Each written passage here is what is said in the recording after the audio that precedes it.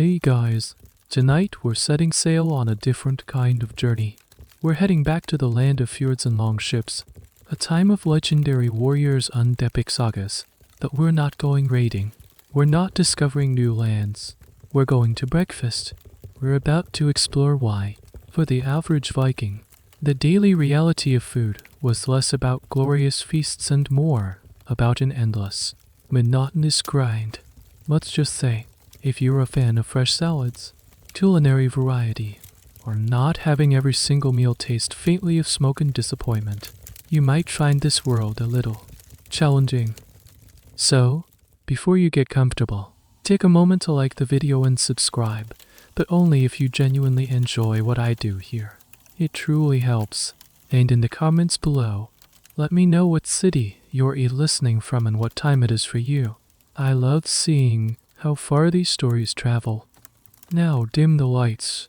Maybe turn on a fan for that soft background hum, and let's ease into tonight's journey together. The first thing you're aware of is the cold. It's damp, bone deep chill that the rough, scratchy wool blanket and pile of animal furs seem to do very little against. You are lying on a hard, wooden platform, and the darkness around you is almost absolute. There are no windows in this world. You are in a longhouse. You crack open your eyes. The only light is a faint, flickering orange glow from the center of the vast, cavernous room. The long, central fire pit, the Lang LD, is being stirred back to life, its embers sending lazy sparks drifting up into the deep shadows of the high, curved roof. The air you breathe is thick, and it has a very distinct perfume. This is the first lesson of Viking Age food. You live inside your pantry, and your pantry is also a smokehouse. The dominant scent is wood smoke, not the pleasant, fragrant smoke of a cozy campfire, but a thick, acrid, perpetually present haze that stings your eyes and coats the back of your throat. The smoke from the central hearth has nowhere to go but up, filling the entire longhouse before finding a small, simple hole in the thatched roof. This design isn't a mistake, it's a feature. As you look up into the rafters, you can just make out long, dark shapes hanging in the smoky darkness. These are rows of fish cod, herring split open and drying. There are strips of meat, too, slowly being cured by the constant smoke. This is your winter food supply, and the air you breathe is the primary ingredient in its preservation. Underneath the smoke, there's another powerful note in the longhouse perfume fish, a pungent, oily, salty smell that has seeped into the very wood of the building. It's the smell of survival. Then comes the human element. You are sleeping on a communal platform alongside your entire extended family, parents, siblings, cousins, maybe a grandparent. The smell is one of unwashed bodies, of stale breath, of damp wool. At the far end of the longhouse, partitioned off but still very much present, are the family's most valuable animals, sheltering from the cold. Their earthy, livestock scent completes the complex olfactory picture. This is your morning, a symphony of smells: smoke, fish, people, and manure. Historians still debate the exact social layout of these longhouses. The archaeological evidence, the post holes, the floor plan suggests a clear hierarchy. Your family, being of average standing, gets a spot on the side benches. The chieftain or head of the household would have his high seat in the center, closest to the fire's warmth and the best cuts of meat. The less important members of the clan, or even thralls, would be relegated to the coldest, most drafty ends of the hall. The question of who got the best sleeping spot was likely a source of constant, low-level domestic drama. As your eyes adjust, you see the world take shape. The longhouse is one enormous room, a hub of life. It is a kitchen, a bedroom, a living room, a workshop, and a barn, all under one roof. There is no privacy. Every cough, every snore, every whispered argument is public knowledge. Use it up, swinging your legs off the platform. The floor is cold, hard-packed earth. Other members of your family are beginning to stir, their movements slow and stiff in the morning chill. A woman, your mother or an aunt, is already at the fire, placing a heavy, soot-blackened cauldron over the growing flames. The day's work has begun, and it begins, as it always does, with food. But the food doesn't just appear. The ingredients are all around you, infused with the very air you've been breathing all night. The smoked fish hanging above you, the sacks of grain stored in a corner, the cheese wrapped in cloth, everything carries the culinary signature of the longhouse. So before you even take your first bite of the day, you have already experienced the essence of your diet. It is smoky, it is salty, it is pungent, it is, above all, a testament to a constant, year-round battle against rotten decay. The perfume of your home is the smell of that battle. You breathe it in, and it becomes a part of you, a flavor that will linger in the back of your throat from dawn until dusk. The cauldron over the central hearth is now bubbling. Your mother or an aunt is stirring its contents with a long wooden paddle. The smell rising from it is not complex or enticing. It's a simple, earthy, slightly nutty scent. It is the smell of your breakfast, and it will be the smell of most of your breakfasts for the rest of your life. You grab your personal bowl and spoon from a peg on the wall. They are carved from wood, smooth and dark from years of use. There are no individual plates or elaborate place settings here. You had your bowl, you have your spoon, and you are grateful for them. You join the others on the bench, holding your bowl out as a scoop of the thick, steaming substance is ladled into it. You look down into your bowl. What you see is a thick, gray, lumpy paste. This is tea or porridge. It is the bedrock of your existence, the fuel that will power you through the long, cold day. It's not the creamy, sweet oatmeal of the modern world, sprinkled with cinnamon and brown sugar. This is a far more rustic and, let's be honest, boring affair. The main ingredient is whatever grain the farmstead could grow or trade for. Most likely, it's barley. Barley is a tough, hardy grain that can survive in the harsh northern climate. It could also be rye or oats, or a mix of all three. The grains are coarse, not finely milled. They've been pounded and ground between two heavy stones, a process that takes hours of backbreaking work, and then boiled with water from the nearby stream. You take your first spoonful.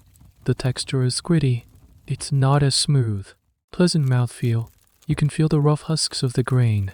And there's another, finer grit in there too. This is one of the hidden, unpleasant truths of your diet. The quernstones used to grind the grain would shed tiny fragments of rock into the flour. So with every bite of porridge or bread, you are consuming a small amount of stone dust. This relentless grit is slowly but surely grinding down the surface of your teeth. Archaeologists can see this on your skeleton 1,000 years from now. The extreme dental wears a dead giveaway of your coarse, stone-ground diet. The flavor is, well, there isn't much of one. It tastes of boiled grain. It's bland. It's monotonous. To make it palatable, a few things might be added. If it's a good day, a small dollop of butter or lard might be dropped into the center of your bowl, the fat melting into a golden pool that you carefully mix in, ensuring each bite gets a tiny bit of richness. More likely, you'll get a pinch of precious salt, but that's it. There is no sugar, no honey for daily use. That's a rare luxury. No spices from faraway lands. This is a core truth of your food world. Meals are not about pleasure, they are about function. This bowl of gray sludge is pure practicality. It's warm, which is a blessing in the perpetually cold longhouse. It's filling, expanding in your stomach to keep hunger at bay for hours. And it's a dense source of calories, the energy you need to haul fishing nets, swing an axe, or spend a day behind a plow. Historians and archaeobotanists are still trying to figure out exactly what else ended up in the Viking porridge pot. When they analyze the contents of ancient pottery or the preserved stomach contents of bog bodies from the era, they find the expected grains, but they also find a lot of other unexpected seeds. Seeds from plants we would consider weeds, things like fat hen, corn sporray, and various wild grasses. The debate is whether these were added on purpose or were just contaminants. Did your ancestors deliberately forage for these weeds to add a bit of variety or a nutritional boost to the daily gruel, or was life simply too hard in time too short to bother with the tedious process of cleaning every single weed seed from the harvested grain before grinding it you as you chew your gritty breakfast? Have no opinion on the matter. It's just what the porridge tastes like. You finish your bowl, scraping the last of the gray paste from the sides with your spoon. You don't feel satisfied in a culinary sense. There is no lingering, pleasant aftertaste, but you do feel full. A solid, heavy warmth it's in your belly, a shield against the morning chill. You look around. Everyone, from the smallest child to the oldest man, is eating the exact same thing from the exact same pot. This is the great equalizer. The chieftain might get a bigger portion, or a larger lump of butter, but the fundamental, boring reality of the daily growtier is the same for everyone. The feasts of roasted meat and flowing mead you hear about in the sagas, those are for special occasions, for celebrations, for showing off. This grey bowl of porridge, this is Tuesday, and Wednesday, and Thursday. This is the taste of ordinary life. After you've scraped your bowl clean of the gritty porridge, the only flavor that lingers is a faint, mineral tang. Salt. It was just a tiny pinch in your breakfast, but that small taste represents one of the most vital and labor-intensive pillars of your entire world. Salt is not a luxury. It is the invisible shield standing between your family and starvation. It is the magic that stops the world from rotting.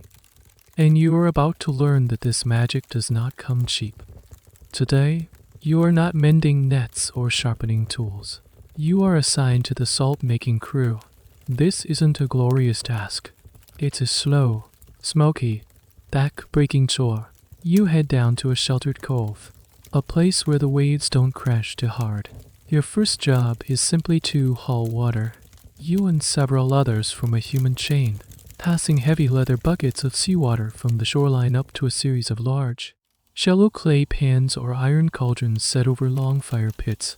Your hands around your back aches from the repetitive lifting and passing. The cold, salty spray stings your chapped skin. Once the pans are full, the real work begins, the great boiling. This requires a phenomenal amount of fuel. For days beforehand, others have been tasked with gathering driftwood from the coastline or cutting peat from the bogs. A huge pyre is built under the pans and lit. Now, you wait, and you feed the fire.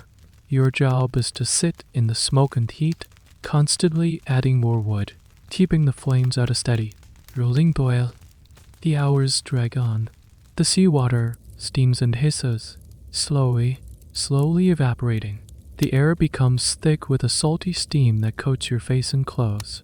There is nothing to do but watch the water level drop, feed the fire, and wait. This is the brutal inefficiency of your technology. To produce a small amount of salt, you must burn a huge amount of wood and boil away an enormous volume of water. It is a terrible conversion rate of energy and labor. Finally, after what feels like an entire day, the water is nearly gone. A thick, slushy, white brine is left at the bottom of the pan. This is then carefully ladled into smaller clay pots and heated more gently, until the last of the water steams away, leaving behind a crust of dirty, grayish-white crystals. This is your harvest.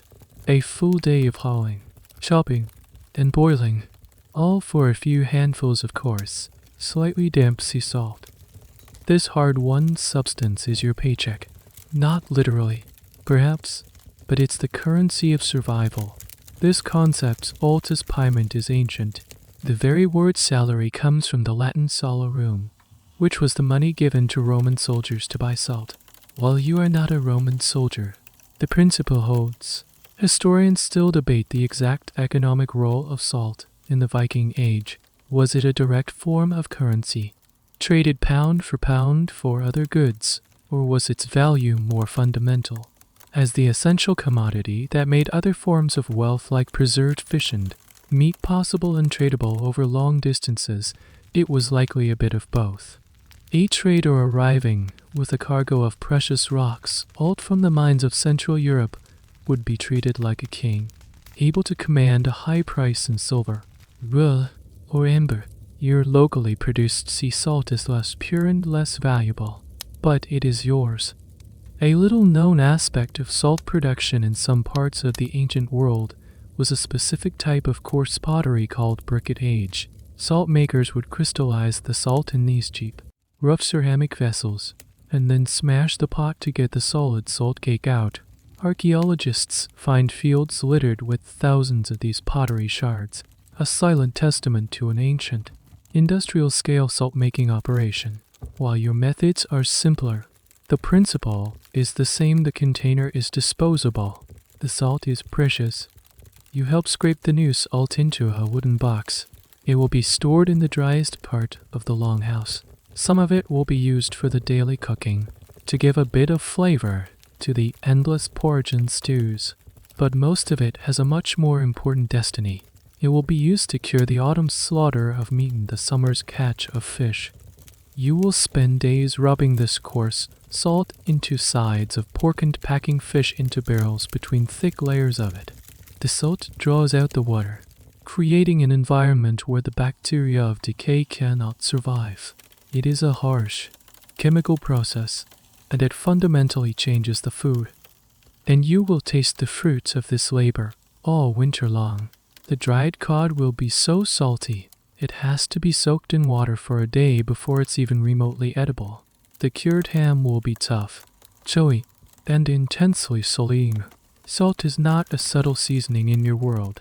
It is a blunt instrument, a powerful preservative that sacrifices flavor and texture for the much more important quality of not being rotten. The overwhelming taste of salt in your winter diet is a constant, physical reminder of the hard, smoky work you did on that cold, windswept beach. It is the taste of foresight.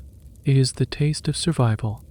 The first real snow of the year has fallen, blanketing the world in a thick layer of white and profound silence. The days are brutally short now, just a few hours of weak, gray light before darkness descends again. The longhouse has become your entire world, a smoky, crowded haven against the biting cold outside. And with the arrival of deep winter, your diet undergoes a final, drastic transformation. The brief, fleeting memory of a fresh caught fish or a handful of summer berries is gone. You have now entered the season of preserved food. Your menu for the next 4 to 5 months will be drawn from a very limited, very monotonous pantry. It is a 3-act play of salt, smoke, and air. Act 1. The dried things. Hanging from the rafters, right above your head, is the rock-hard, board-stiff cod. This is skre, or stock fish. It was caught in the spring, gutted, and then hung on wooden racks in the cold, dry air for months until it became completely desiccated, losing most of its weight and becoming almost as hard as a piece of wood. To eat it, it must be rehydrated by soaking, and then pounded with a wooden mallet to break down the tough fibers before it's tossed into the stew pot. It's chewy, and even after all that work, it still tastes faintly of dusty, old fish. Act 2. The salted things. In the corner of the longhouse are the barrels. One is packed with herring, layered in the coarse gray salt you helped make. To eat it, you'll take a few fish out, rinse them as best you can, and eat them with your dark bread. The saltness is so intense, it makes your tongue tingle and leaves you desperately thirsty. Another barrel might hold salted pork or mutton. The meat is a dark, unappetizing color, and its texture is tough and stringy from the curing process. It's less like eating fresh meat and more like chewing on a salty leather strap. Act 3. The smoked things. Also hanging in the rafters, closer to the fire, are the sausages made from the autumn slaughter, and perhaps a leg of mutton. The smoke has turned them a deep, dark brown and infused them with a pungent, terry flavor. The taste of smoke isn't a pleasant, subtle hint like in modern smoked salmon. It's a powerful, overwhelming flavor that masks everything else. It's the taste of the fire you huddle around for warmth. And that's it. That's the winter menu. Day after day, your meals will be some combination of these three preservation methods. There are no fresh vegetables. There is no fruit. There is no salad. The very concept of a crisp, green leaf in the dead of winter is a fantasy. Your world is a world of brown, chewy, salty, and smoky things. This reliance on preserved food had a huge impact on health. While your diet is rich in protein and fat, it is catastrophically low in certain vitamins, especially vitamin C. Scurvy was likely a constant, low-level problem during the long winters, leading to lethargy, sore joints, and bleeding gums. You might not know the scientific reason, but you can feel your body slowing down, growing weaker as the winter drags on. Historians who study food preservation are fascinated by the ingenuity of these methods. The Vikings didn't invent salting, smoking, or drying, but they perfected them for their harsh climate. The debate often centers on the why of their choices. For instance, why the preference for air-drying fish into stockfish in the north versus heavy salting in the south? The answer is climate. In the cold, dry, windy climate of northern Norway, fish could be dried perfectly without salt. Further south, in Denmark, the climate was too damp, and salt was essential to prevent rot. Your diet is a direct reflection of your local weather patterns.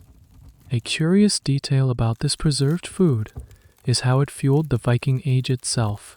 The stockfish, in particular, was the perfect food for a long sea voyage. It was lightweight, nutrient-dense, and would last for years if kept dry. It was the original MRE meal, ready to eat. A longship setting out to raid or explore would be packed with this stuff. It's not an exaggeration to say that the Viking expansion, their ability to cross vast oceans, was powered by dried fish. The very food that makes your winter so monotonous is the same food that makes their legendary journeys possible.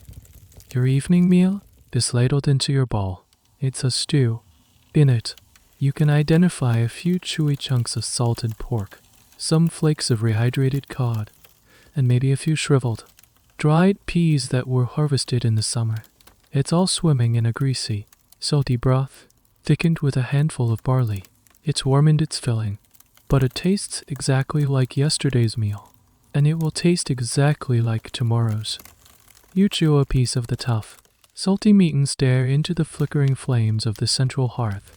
The winter is a long, dark tunnel, and you must survive it one salty, smoky, monotonous meal at a time. The memory of a fresh, juicy apple is a distant, almost painful dream.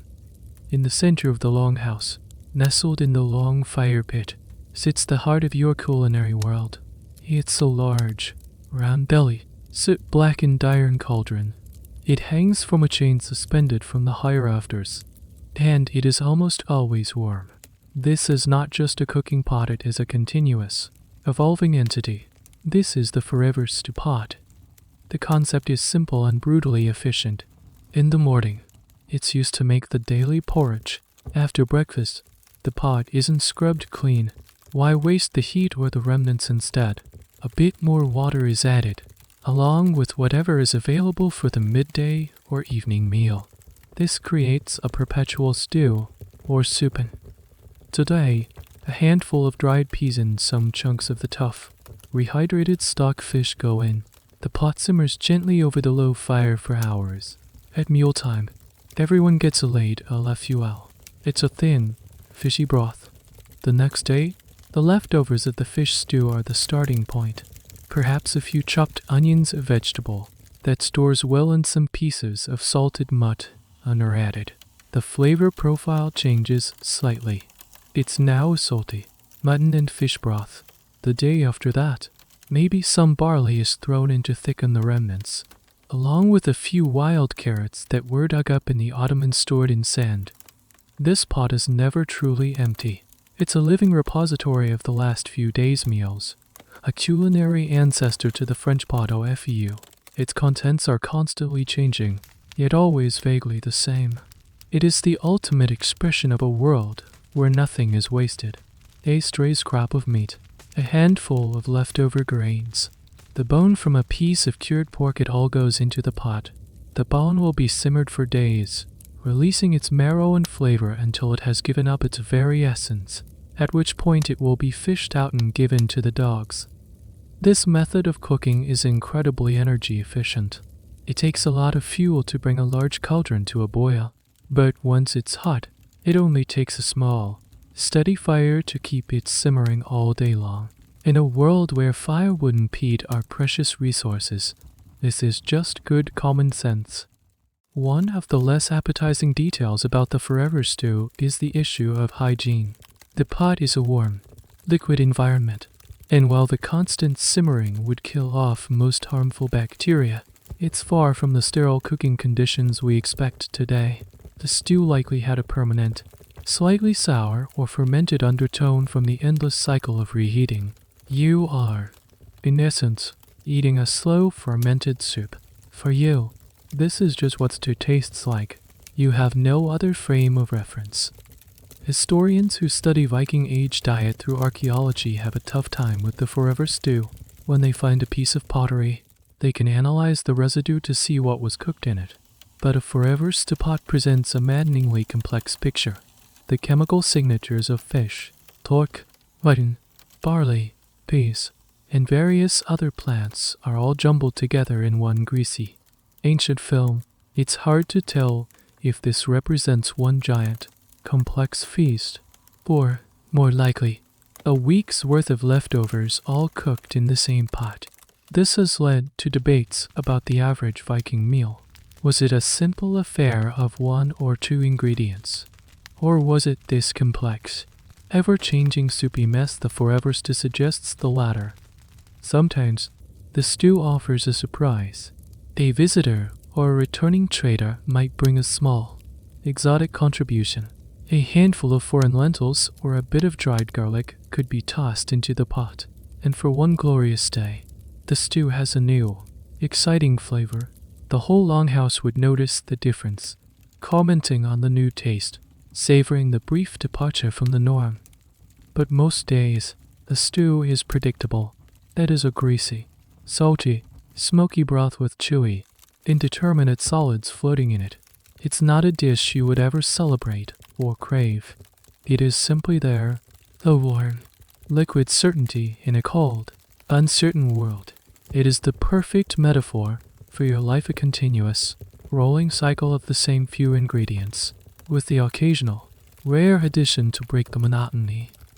You sit on the bench, dipping a piece of your hard, dark bread into the murky broth. The bread softens, soaking up the greasy liquid.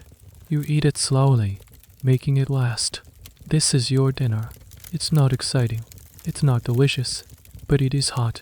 And in the dead of a northern winter, that is more than enough. You are grateful for the pot and the endless, thawing, life-sustaining soupy stew it provides. The forever stew in your bowl is thin and watery. It needs a companion, something solid to give it substance and to mop up the last of the greasy broth. Your mother passes you a thick, heavy slice of bread. It's not light and airy. It is a dense, dark, and formidable-looking object. This is your daily bread, and it is a food that demands respect and a strong jaw. It's made primarily from rye, and perhaps a little barley. Wheat, the grain that makes light, fluffy bread, is a finicky crop that prefers warmer, sunnier climates.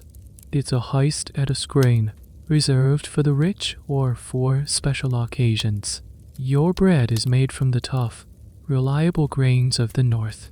The flour is coarse, full of bran and grit from the cornstone, which gives the bread its characteristic dense, almost cake-like texture. The leavening agent isn't a carefully cultivated sourdough or a commercial yeast packet. It's likely a piece of dough saved from the last baking day, or perhaps just the wild yeast present in the air and in the flour itself. The resulting loaf doesn't rise much.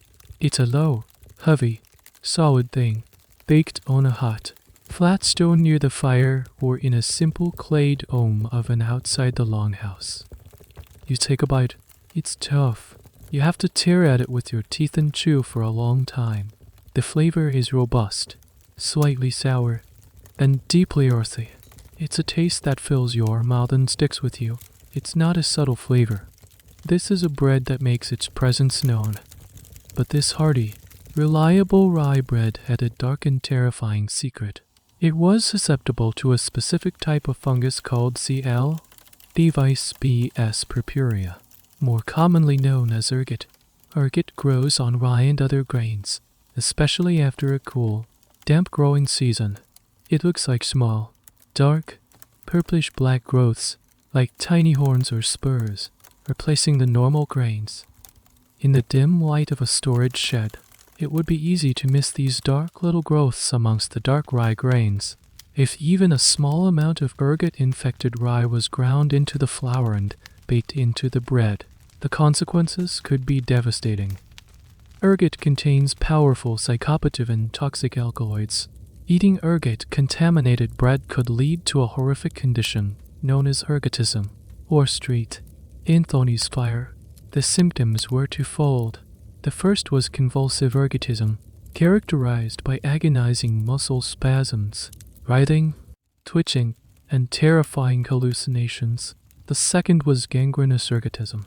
The alkaloids would constrict blood vessels, cutting off circulation to the extremities.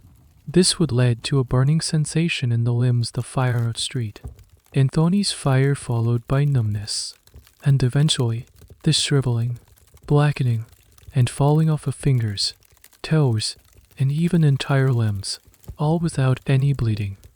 Historians and scientists are still debating the historical impact of ergotism. Some have controversially suggested that ergot-induced hallucinations could have been a factor in events like the Salem witch trials, where a group of young women exhibited convulsive fits and strange visions. While this is highly debated, it speaks to the profound and terrifying power of this invisible poison lurking in the daily bread. Could some of the Viking berserkers' legendary rage have been fueled by something other than battle fury? It's a speculative but fascinating question. The Viking mushroom theory often points to hallucinogenic fungi, but ergot-laced bread could have produced similar, if far more agonizing, effects. A specific, chilling detail from medieval accounts of street Anthony's fire describes victims feeling as if they were being bitten by invisible dogs or consumed by an inner fire. They would have vivid, hellish nightmares and feel a crawling sensation under their skin. It was, by all accounts, a truly demonic affliction, and its source was completely mysterious to those who suffered it. They didn't know it was the bread. You look at the dark slice of bread in your hand. You are, of course, completely unaware of this microscopic threat. For you, the bread is just bread. It is the food that fills the hole in your stomach left by the watery stew. You trust it. It's the staff of life, the most basic and reliable food you have. You break off another piece and use it to scrape the last of the stew from your bowl. The gritty, sour, substantial taste is the taste of home, but it's a taste that carries a hidden, terrifying watery. Most of the time, the bread is just food, but sometimes, after a particularly wet summer, it could be a harbinger of madness and agonizing pain. You chew your dinner, oblivious to the fact that your most trusted friend could, on any given day, become your most horrific enemy. The meal is finished. The solid food, the stew, and the dense rye bread sits heavy in your stomach. Now, it is time for a drink. That in your world, a drink is not just for quenching thirst. It is another form of food, another vital source of calories and comfort. A horn or a wooden beaker is passed down the bench, and you take a deep swallow of what's inside. Most days, it's ale, not the clear, crisp, hoppy beer we know today.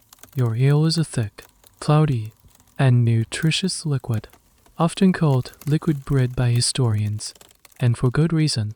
It's made from the same barley that goes into your porridge.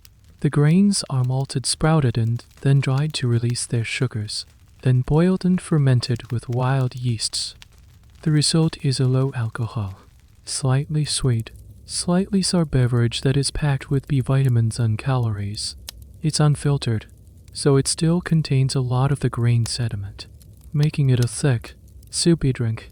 It is, in essence, a cold, fermented porridge for the adults, especially the men who perform the heaviest labor. This ale is a significant part of their daily caloric intake. They might drink several liters a day, not to get drunk, but simply to stay fueled.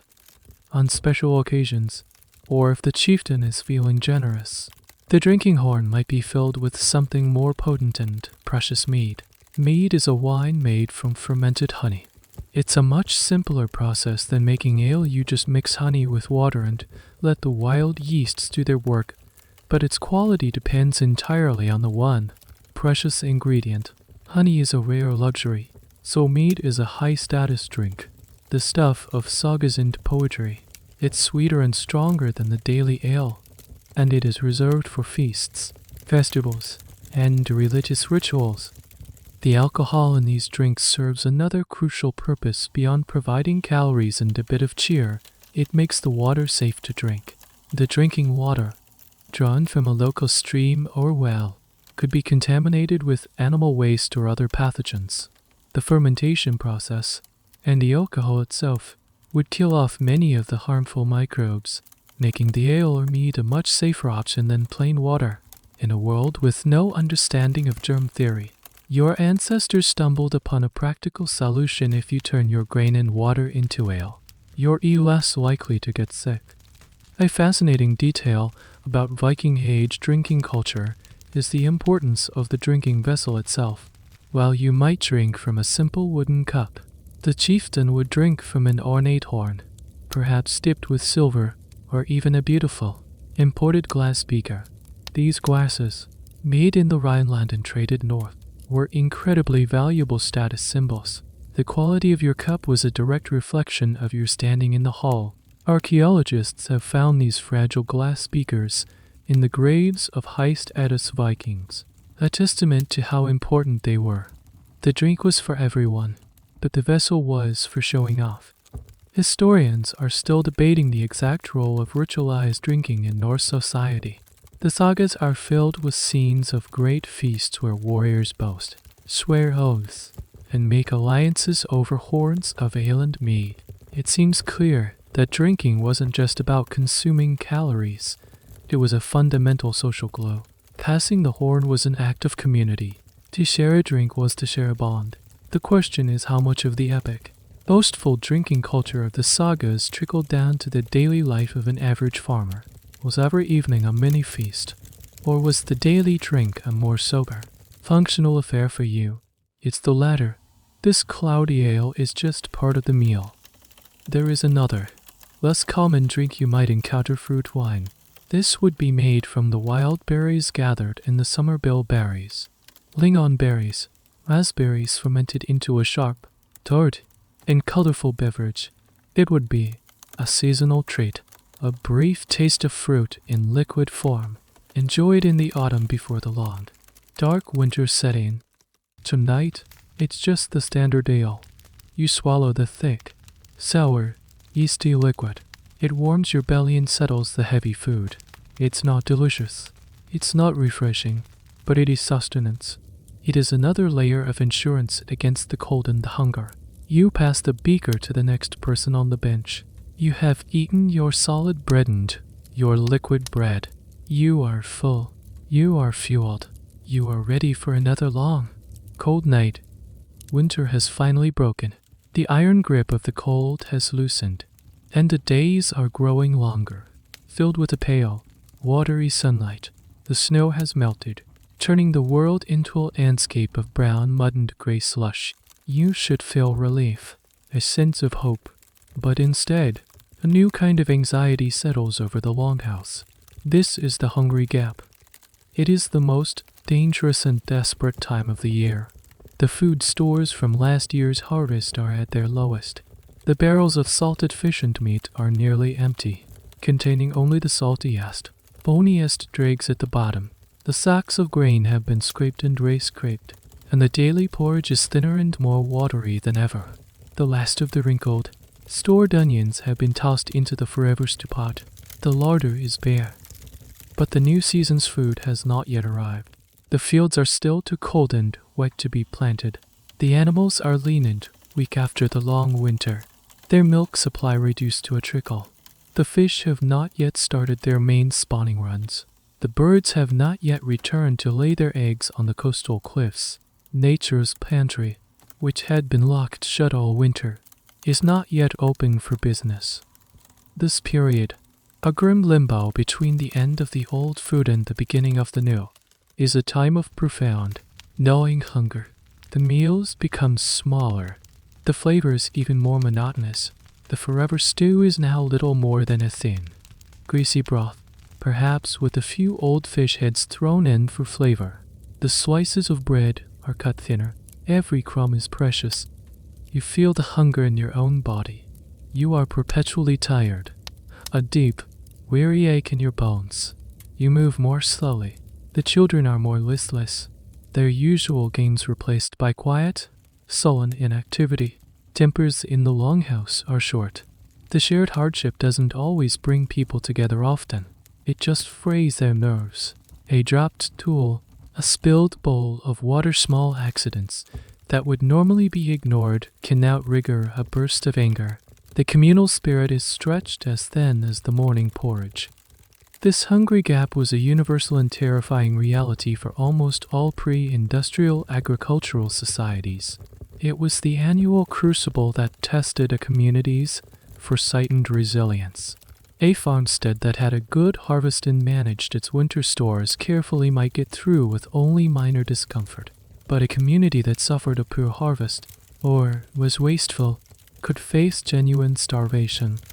Historians who study climate and society see this period as a key driver of human behavior. The constant, annual thread of the hungry gap shaped everything from agricultural practices to social structures. It's one of the reasons that feasts were so important. A chieftain who could throw a lavish feast in the middle of winter wasn't just being generous, he was making a powerful political statement. He was demonstrating that his lands were so productive and his storehouses so full that he could afford to be extravagant, even when others were beginning to go hungry. It was a display of security and power. A specific and rather grim detail about the hungry gap is what people were forced to eat when the food truly ran out. Sagas and archaeological evidence hint at desperate measures. People would eat the tough inner bark of trees, like elm or pine, grinding it into a makeshift flour to add bulk to their bread. They would boil leather boots or straps to try and extract some form of nutrition. In the most extreme, famine-level situations, there are dark hints of cannibalism. The last, horrifying resort when all other options were exhausted.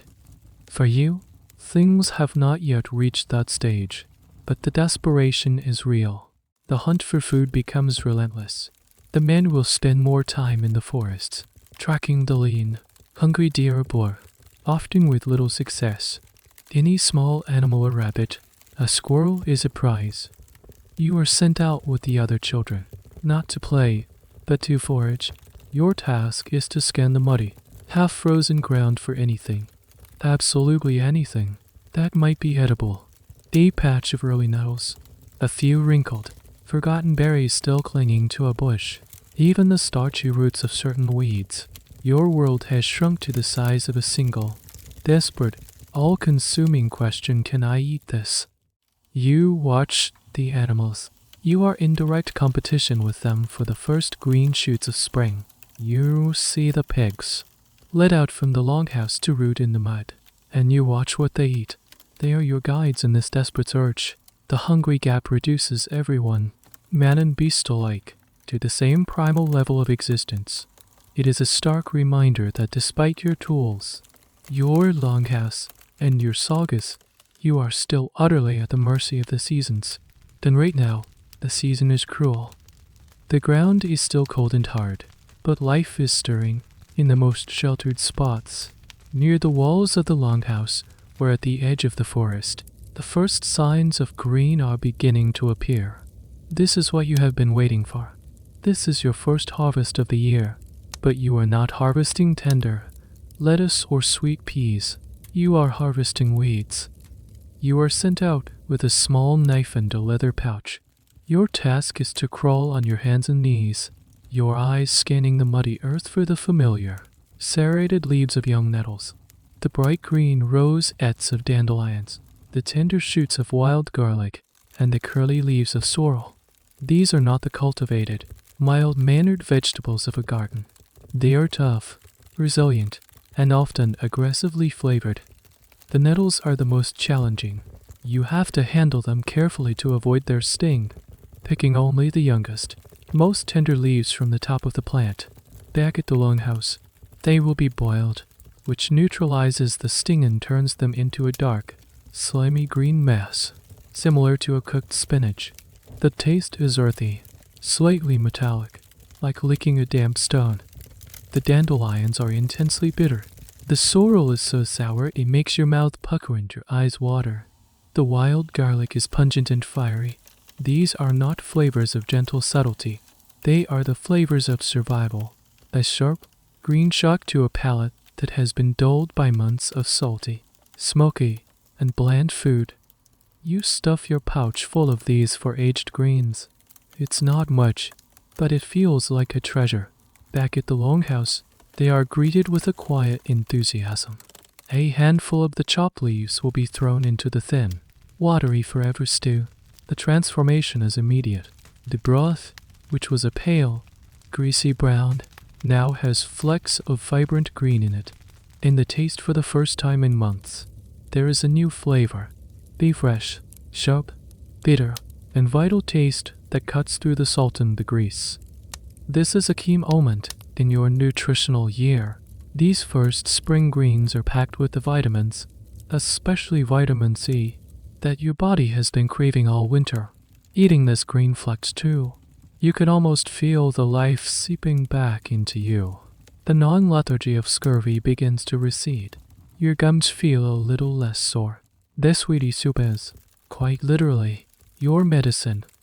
The historical debate around foraging often centers on its importance relative to agriculture. Some historians argue that foraged foods were just a minor supplement, a famine food turned to only in times of desperation like the Hungry Gap. Others contend that foraging was a constant, integral part of the food strategy, providing essential nutrients and variety that the cultivated grains undomesticated animals could not.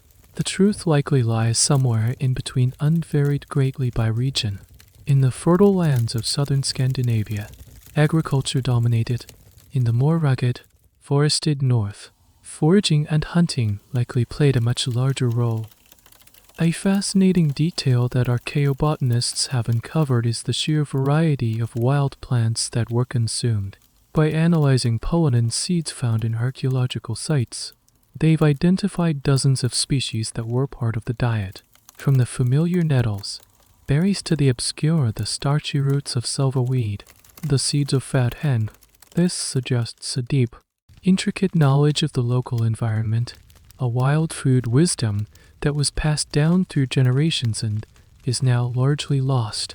Your grandmother would have known exactly which leaf to pick and which to avoid, which root was nourishing and which was poison. But not everything green is good. Foraging is a risky business.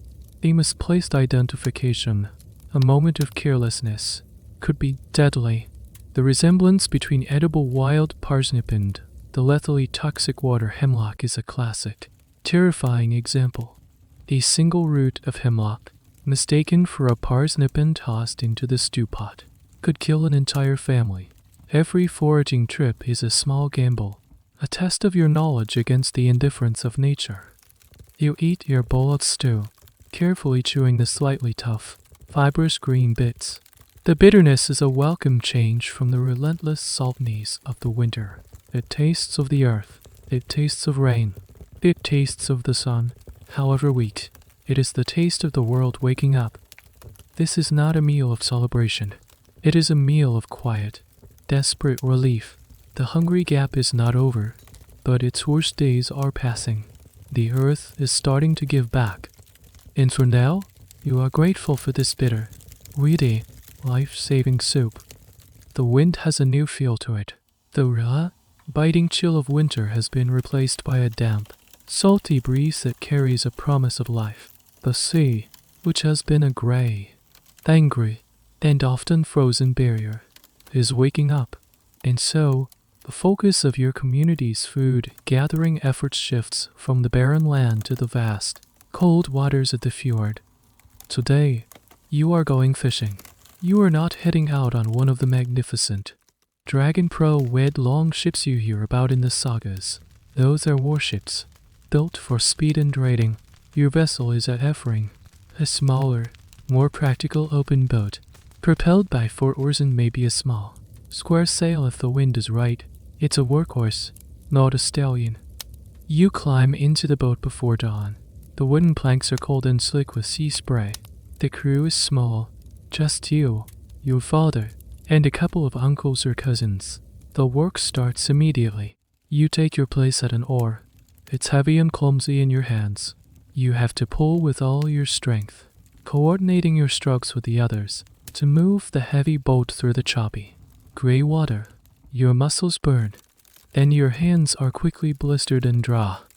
Your destination is a known fishing ground, a place where the seafloor drops off where a current brings in the nutrients that attract the great schools of fish. The knowledge of these places is a form of treasure, a secret map passed down from father to son.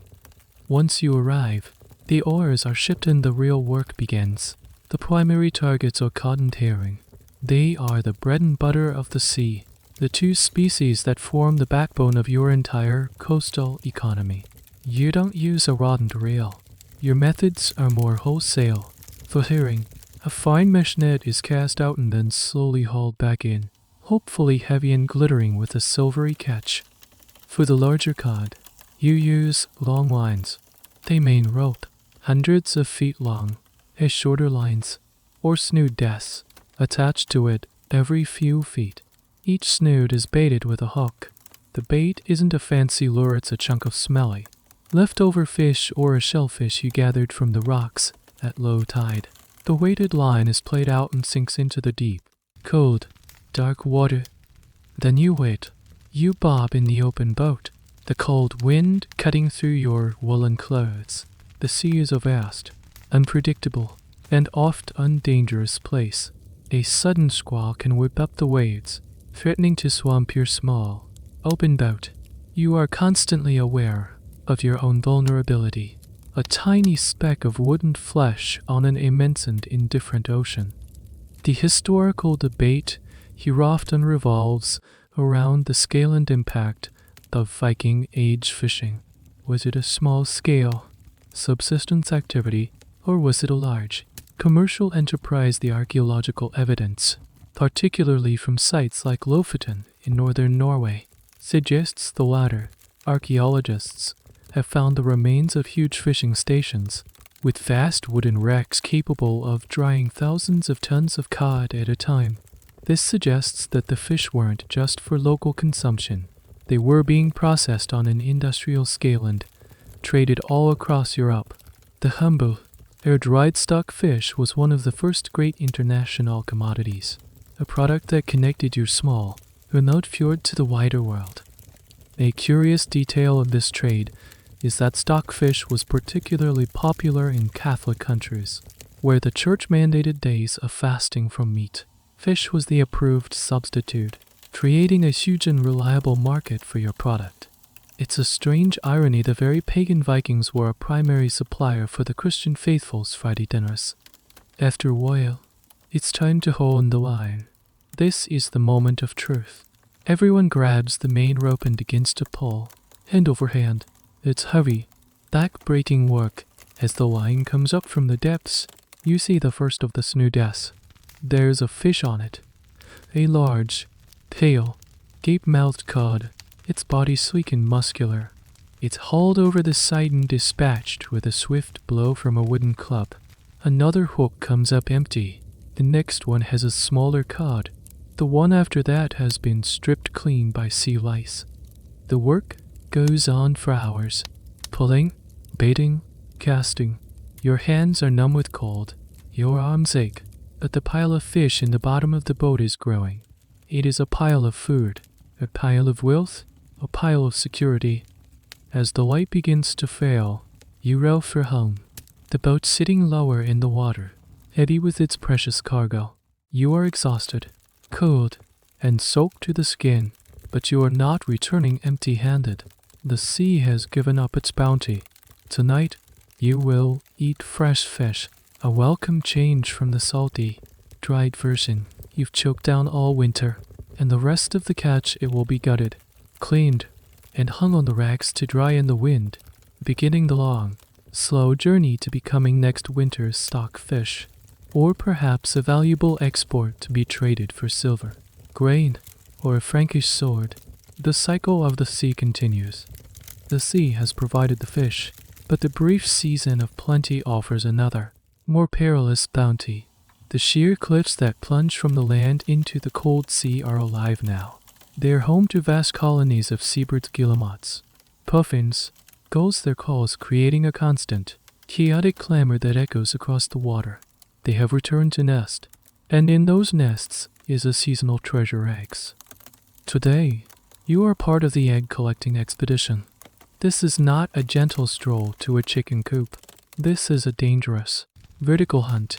You stand in the boat at the base of the towering cliff, staring up at the dizzying height. The cliff face is a tapestry of ledges, crags, and crevices, and every available spot is crammed with a nesting bird. The air is thick with the smell of guano and the deafening screams of thousands of protective parents. The task requires a specialist, a man chosen for his nerve, agility, and lightweight, ties a thick rope of walrus hide around his waist. He is the climber. The other end of the rope is held by a team of strong men on the cliff top above. His life is literally in their hands. He begins his descent, walking backwards down the sheer rock face, his feet finding impossible-looking holds. He carries a long pole with a small net or a spoon-like scoop on the end. Dangling from his belt is a large leather bag. His job is to be lowered down past the nesting ledges, and with a quick, practiced movement, scoop the eggs from the nests and place them in his bag. Your job, down in the boat, is one of support and vigilance. You watch the climber, your heart in your throat. You watch for falling rocks dislodged by the rope, and you watch the birds. The parent birds are furious. They dive bomb the climber, swarming around him at a screaming, flapping cloud, trying to drive him away from their precious nests. It's a terrifying spectacle.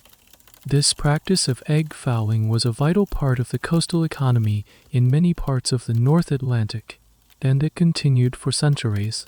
It was incredibly dangerous. A frayed rope, a moment of carelessness from the men above, a slip of the foot, any of these could send the climber plunging to his death on the rocks or into the icy water below. But the reward was deemed worth the risk. The eggs themselves are a nutritional powerhouse.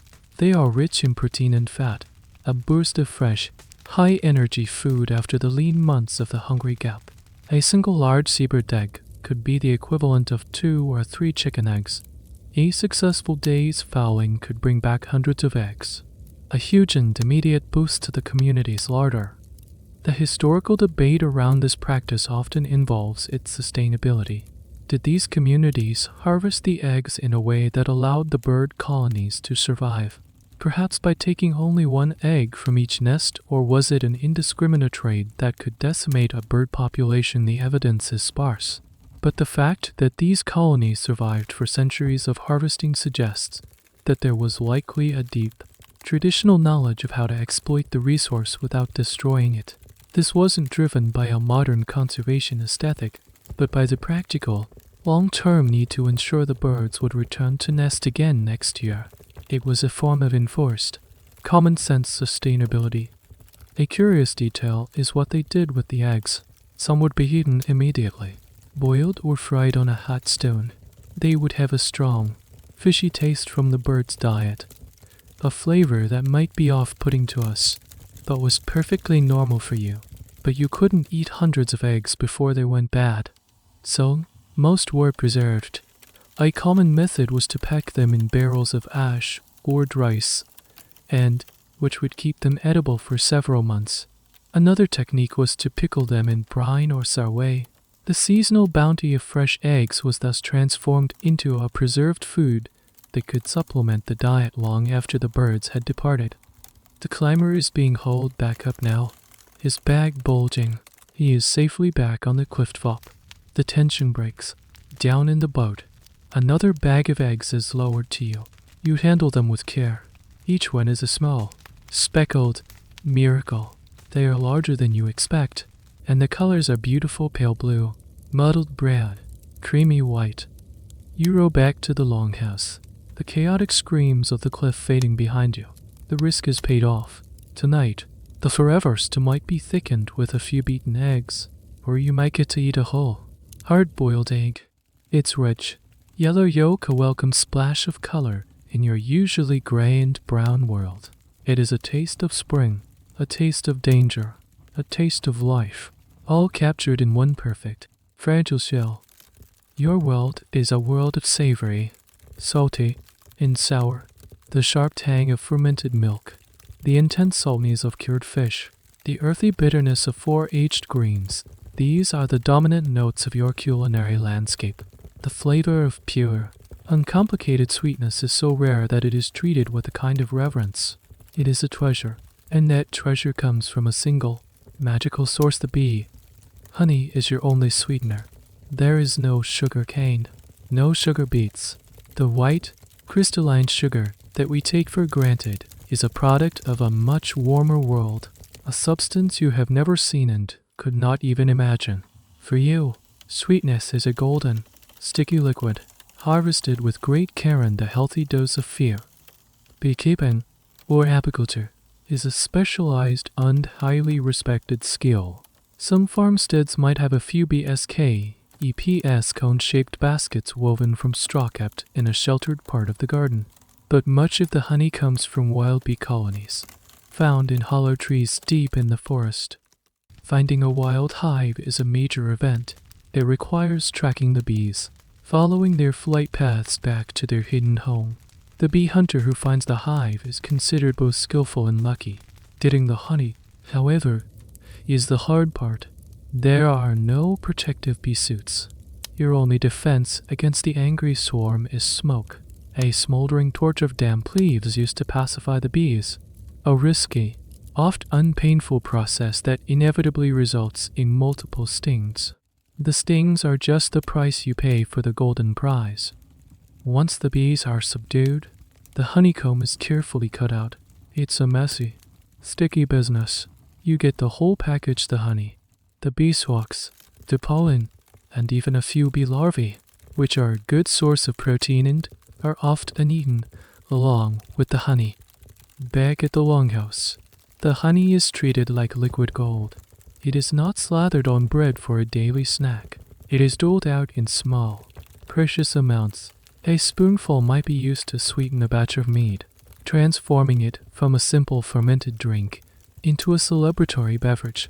A little might be mixed with sour berries to make a jam-like preserve. It can be used as a glaze for a piece of meat roasted for a special feast, creating a delicious, caramelized crust. But mostly, it is safe. Honey has another property that makes it almost magical: it doesn't spoil. Its low water content and natural antibacterial properties mean it can be stored for years without rotting. This makes it an incredibly reliable and valuable commodity.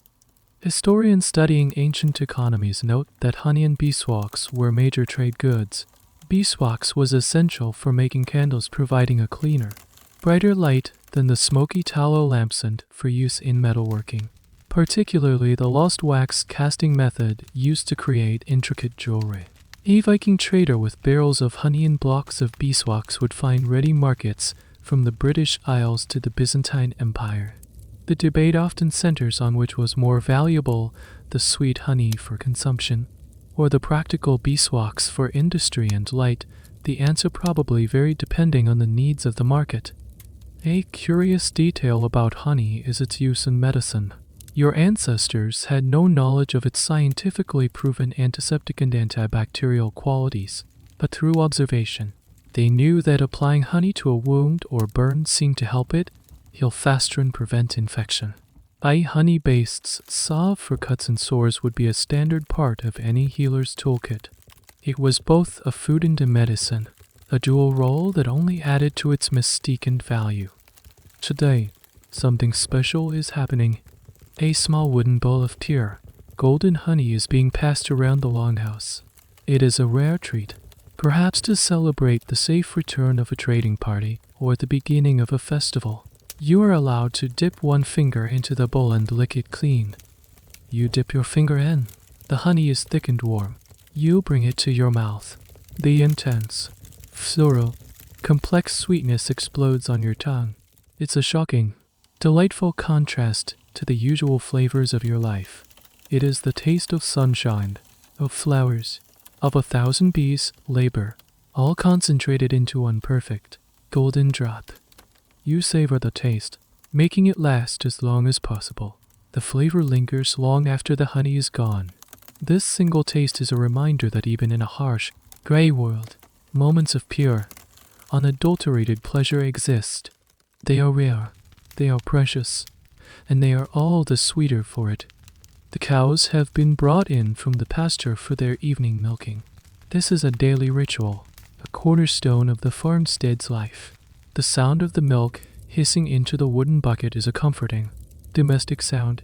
You see the pail, full of creamy, warm, fresh milk, and your mouth waters, but you will not be drinking it.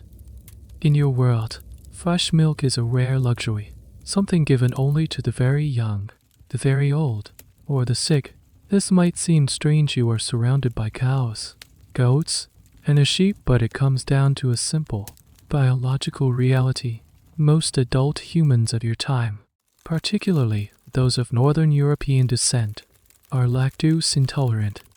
While many modern populations have evolved the ability to digest lactose, the sugar in milk, into adulthood, this genetic mutation was far less common 1,000 years ago. For most adults in your longhouse, drinking a big glass of fresh milk would lead to unpleasant and embarrassing consequences: stomach cramps, bloating, and diarrhea. Your body simply doesn't have the enzyme to process it properly. So how do you get the nutritional benefits of milk? The fat, the protein, the calcium without the digestive distress. You transform it. You use bacteria as your ally, turning the milk into a variety of products that are low in lactose and high in flavor. Your dairy world is a world of fermentation and separation. The primary product is butter. After milking, the pail is left to stand for a day, allowing the cream to rise to the top. This cream is then skimmed off and poured into a churn-it-all wooden vessel with a plunger. Now begins the hard work. Churning butter is a monotonous, tiring task. You plunge the dasher up and down, for what feels like an eternity. The rhythmic, sloshing sound is a common backdrop to life in the longhouse. Slowly, magically, the cream thickens, and then breaks. The liquid buttermilk separates from the solid, golden lumps of fat. This is butter. It is packed into wooden tubs, salted heavily to preserve it, and becomes a key source of fat for the entire year. A precious dollop to be added to your morning porridge. What's left behind is the thin, sour buttermilk. This is not thrown away. Nothing is wasted. It's a refreshing, tangy drink, and it's also used in cooking, particularly for making bread. The other great transformation is cheese. Milk is gently heated and an agent called rennet, an enzyme complex found in the stomachs of young mammals, is added. This causes the milk to curdle, separating into solid white curds and watery, yellowish whey. The curds are pressed into molds to drain off more whey, then salted and left to age. The result is a hard, sharp, and intensely flavored cheese that will last for months. This is a portable, durable, protein-packed food, perfect for taking on a journey or for getting through the winter. The leftover whey is also used. It is a sour liquid, but it's full of protein. It might be drunk or used as the liquid for boiling grains. A particularly common use is as a preserving agent. The high acidity of whey makes it a good environment for pickling other foods, like eggs or meat. And then there is skyr, This is a uniquely Scandinavian product, somewhere between a thick yogurt and a soft cheese. It's made by heating skim milk and adding a bit of old skyr or as a starter culture. The bacteria go to work, fermenting the milk into a thick, tangy, protein-rich food that is incredibly filling. It's a staple, a common lunch eaten with a sprinkling of dried berries, if you're lucky. Historians who study dairy are fascinated by the coevolution of humans and dairy culture. The development of these low-lactose products like cheese, butter, and yogurt was a major technological breakthrough. It allowed populations in northern climates, where sun for vitamin D is scarce, to access the vital calcium and fat from milk without getting sick. The debate often revolves around which came first, the genetic mutation for lactose tolerance or the technology of fermentation. The evidence suggests that the technology came first. People were making cheese and yogurt long before most of them could comfortably drink fresh milk. Fermentation was the original solution to the milk problem. So you watch as the precious fresh milk from the evening's milking is poured not into drinking cups, but into the wide, shallow pans to let the cream rise. You know that this milk is not a drink. It is a raw material. It is the beginning of a process of transformation, a journey from a perishable, indigestible liquid into the butter, cheese, and skyr that are essential for your survival. The sour, tangy flavors that dominate your dairy experience are the taste of a clever, ancient solution to a hidden, biological problem. Outside the longhouse, in a muddy, fenced-in enclosure, lives your family's most valuable asset. It's not a chest of silver or a finely crafted sword. It is a small herd of pigs and a few shaggy, long-horned cattle. These animals are your walking, grunting, mowing savings account. You spend a part of your day tending to them. You lead the cattle to the rough pasture to graze. You slop the pigs with household scraps our way, vegetable peelings, the dregs from the ale-making process. The pigs are particularly useful. They are four-legged recycling units, capable of turning almost any organic waste into valuable meat and fat. You know these animals intimately. You know the cow with the notched ear who is a stubborn milker. You know the big, aggressive boar who is the leader of the pigs. You might even have a favorite, a small piglet you've watched since it was born. But you never forget what these animals truly are, a reserve of food for the lean times and a symbol of your family's wealth and status. The number of livestock a family owns is a direct measure of their standing in the community. The chieftain might have a vast herd of cattle, a visible sign of his power and prosperity. Your family has just enough to get by. These animals are a living larder, a safety net. If the grain harvest fails, you can slaughter an animal to survive. If you need to pay a fine or a dowry, you can trade a cow or a few pigs. But despite being surrounded by meat on the hoof, you very rarely eat it fresh.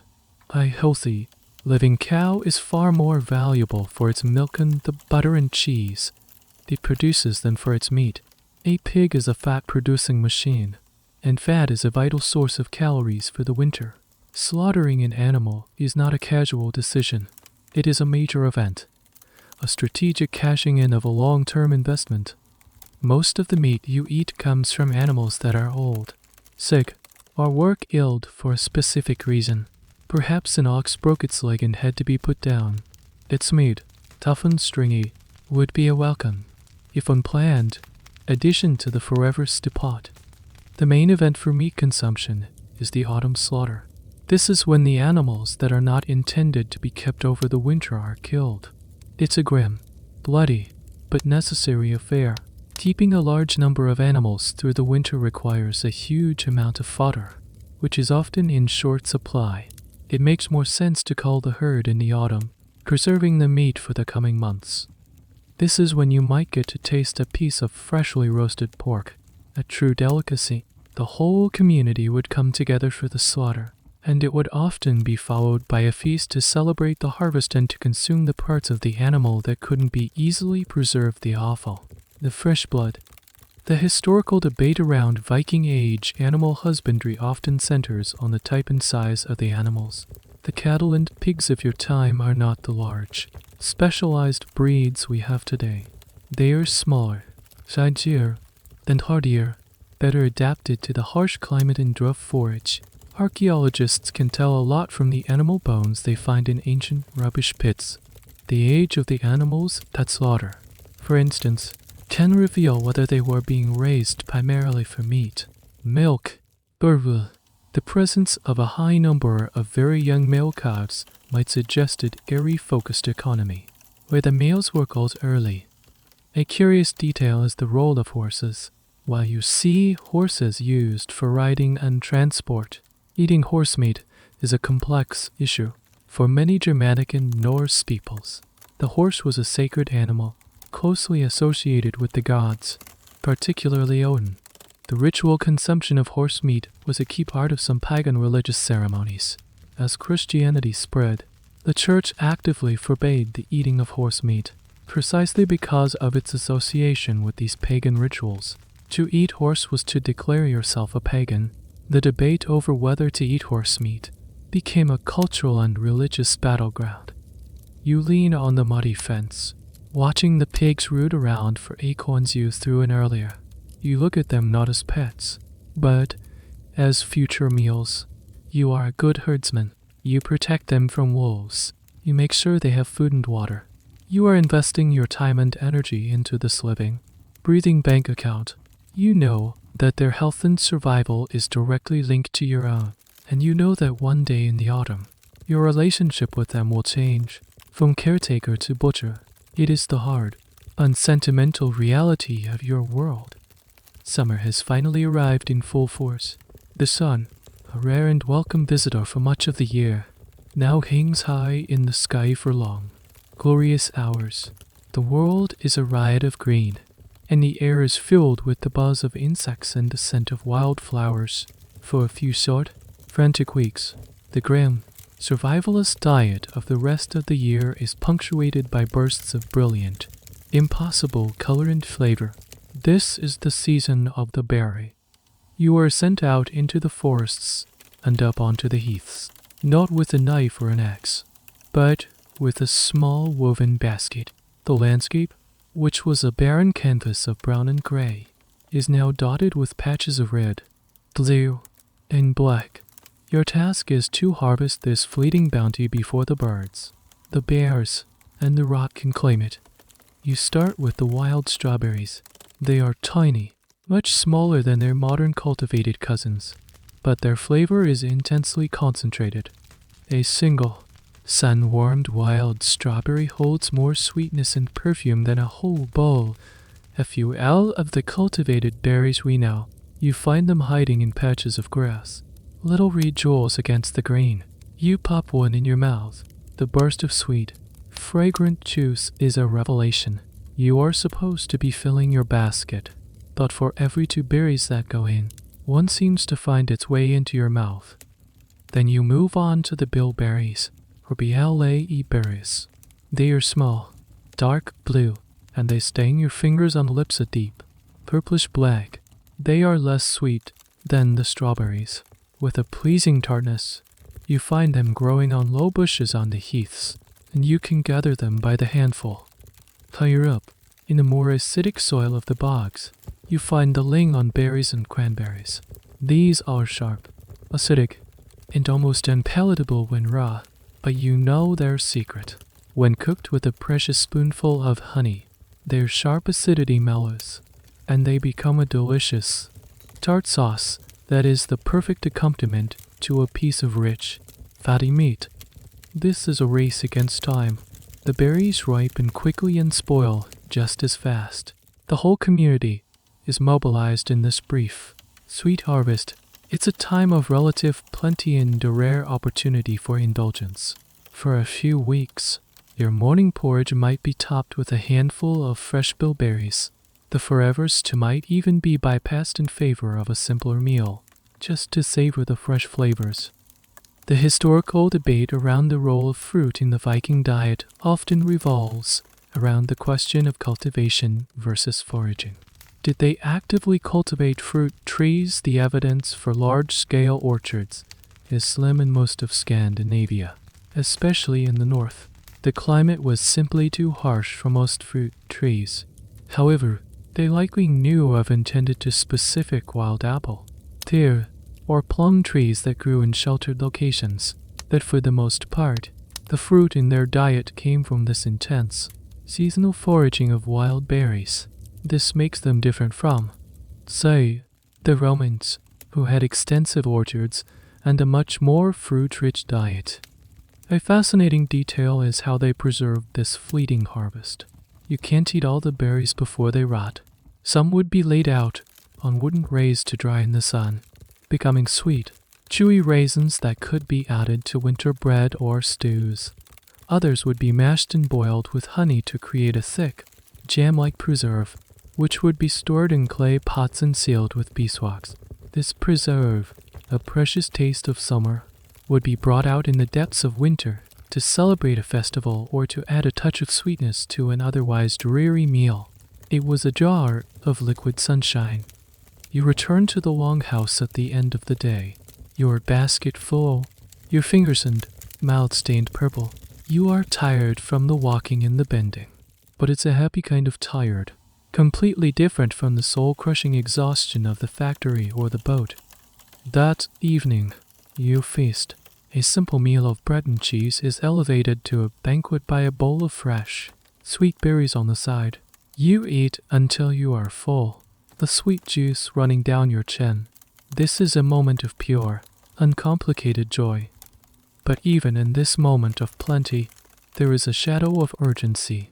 You know this season is short. The nights are already starting to draw in. The first hint of autumn is in the air. This frantic, joyful harvest is not just a celebration of summer's sweetness, it is another, more pleasant form of preparation for the long, hard winter you know is coming. Every berry you eat, every berry you preserve, is another small victory in the endless battle for survival. The golden, joyful days of summer are over. The air has a new crispness, and the leaves on the few deciduous trees are turning from green to yellow and red. The sun sits lower in the sky, casting long shadows even at midday. This is the autumn, the season of the harvest. It is the most critical and labor-intensive time of the entire year. The work you do over the next few weeks will directly determine whether your family feasts or starves during the coming winter. The fields of barley and rye, which have been slowly ripening all summer, are now a sea of pale gold. It is time to bring them in. This is not a task for a giant, roaring combine harvester. It is a task for human muscle, armed with a simple, ancient tool, the sickle. You are given a sickle. It's a curved iron blade on a short wooden handle. It feels heavy and clumsy in your hand. You join a long line of people, men, women, and older children spread out across the edge of the field. Your task is to grab a handful of grain stalks, pull them taut, and then swing the sickle in a low, sharp hook, cutting them near the base. The work is brutal.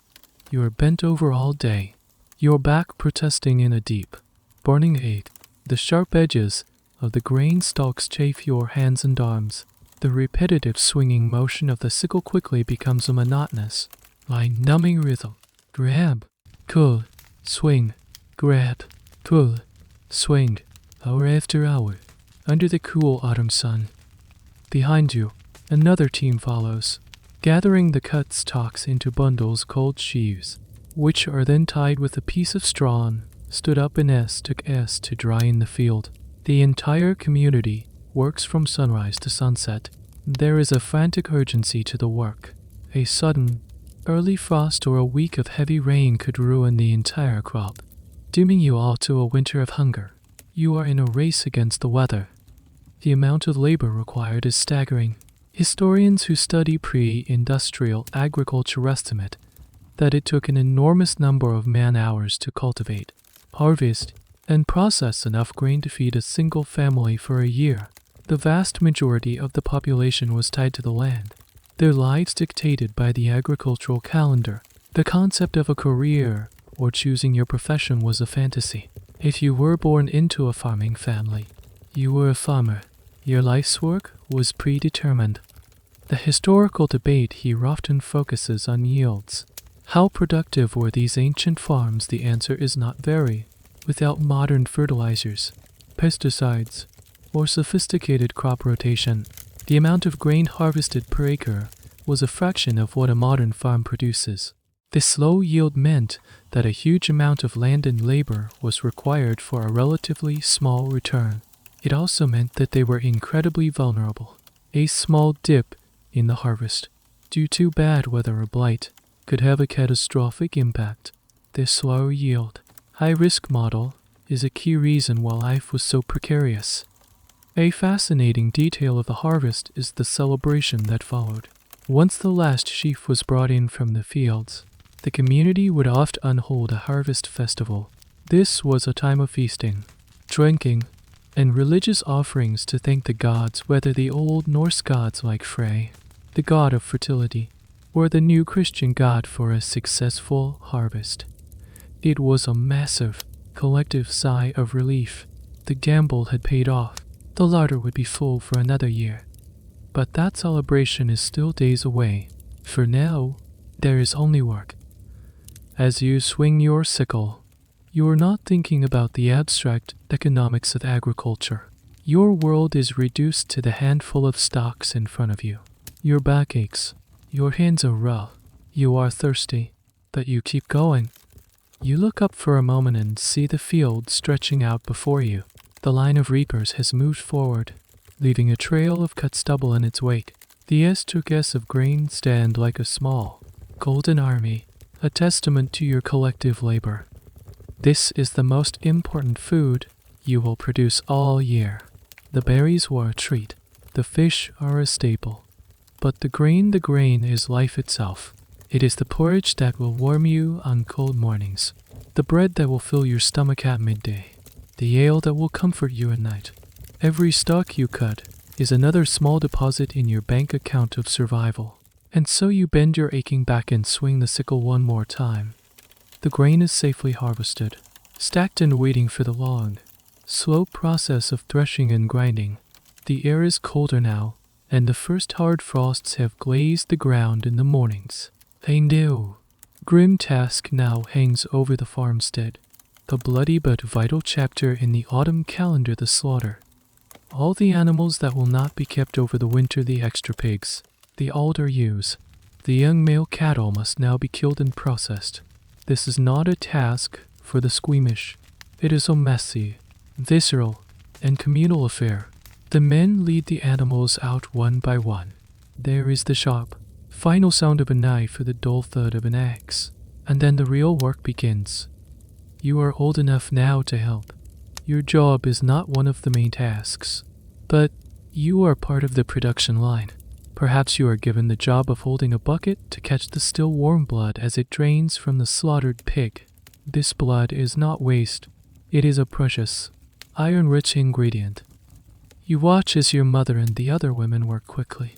They mix the fresh blood with barley or oat groats, chopped onions, and maybe some herbs for aged from the garden. The most important ingredient is soot, the hard, crumbly fat from around the kidneys. This thick, dark, lumpy mixture is then carefully funneled into clean sections of the animal's intestines, which have been painstakingly scraped and washed. The ends are tied off, creating long, dark sausages. This is blood sausage, or dlamor.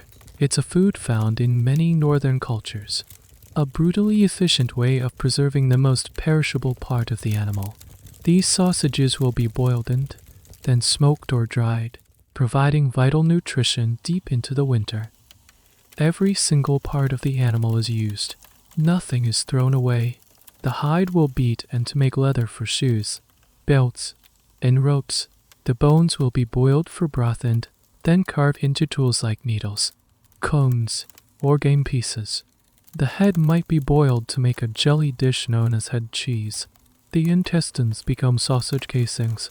The fat is rendered down into lard for cooking and tallow for making lamps or soap. The hooves can be boiled down to make glue. The animal is completely deconstructed. its body transformed into 100 different forms of sustenance and utility. This nose-to-tail eating was not a trendy culinary philosophy. It was an non-negotiable economic reality. Wasting any part of a slaughtered animal would have been unthinkable, an act of profound foolishness. The historical debate around this often touches on the emotional connection between the people and their animals. Did they feel sadness or regret when slaughtering an animal they had raised and tended for months, or was their attitude purely pragmatic and unsentimental? The sagas sometimes speak of favorite horses or cows, suggesting a degree of affection. However, the overwhelming evidence points to a practical mindset. The animal's purpose was to serve the family's needs, and its death was the ultimate fulfillment of that purpose. Any sentimentality was a luxury they could not afford. A specific, and for us, quite unsettling, detail is the use of the animal's stomach. The clean stomach, or paunch, could be used as a cooking vessel itself. It could be filled with meat, vegetables, and a little water, then sewn up and placed directly in the embers of the fire to cook. This is the origin of the Scottish national dish, haggis. It's a startlingly efficient method. The pot is edible. Most of the meat from the slaughter is not eaten fresh. A celebratory feast will consume the offal and other perishable parts, but the prime cuts the hams. The shoulders are destined for the salt barrels and the smokehouse. You spend days rubbing coarse salt into the heavy sides of pork, packing them away for the long cure.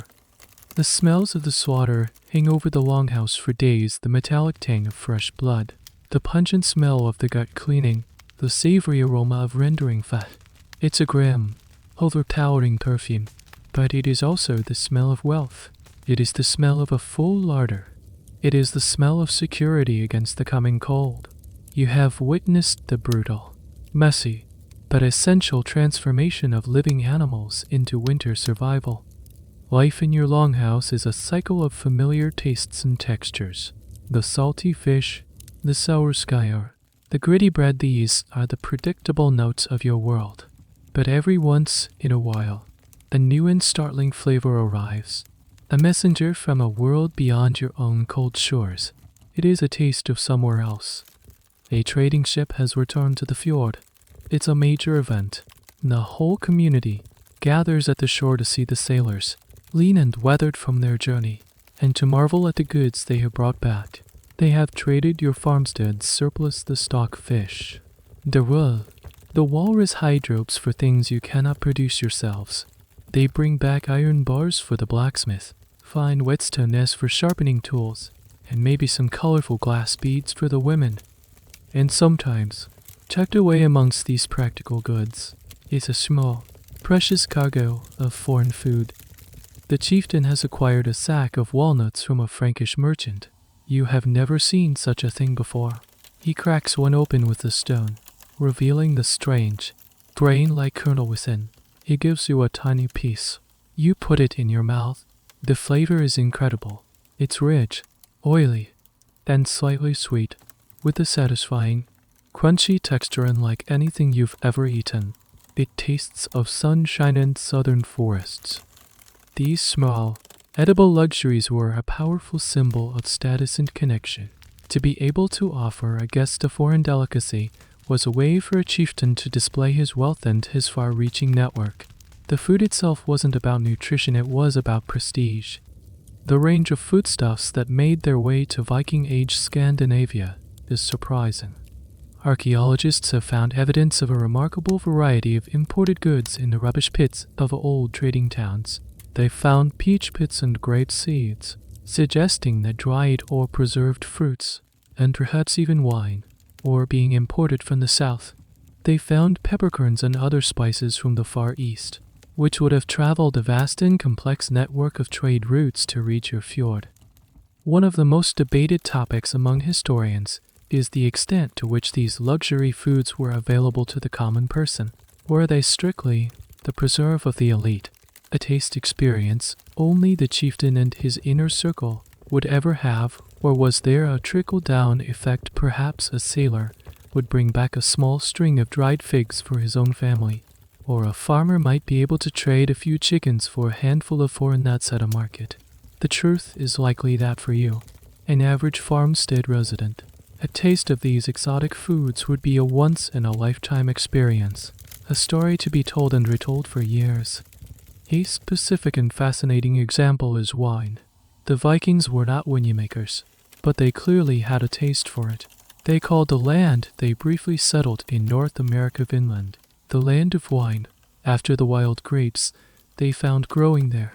Wine, imported in large ceramic amphorae from the Rhine Valley, was the ultimate high-status drink, far surpassing even mead.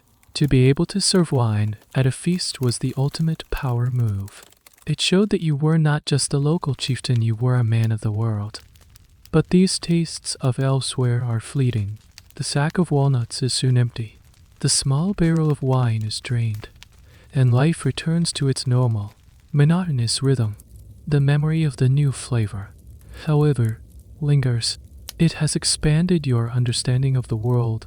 You now know that beyond your horizon of gray sea and green hills, there are places where the food is different, where the sun is warmer, where trees grow nuts and vines grow grapes.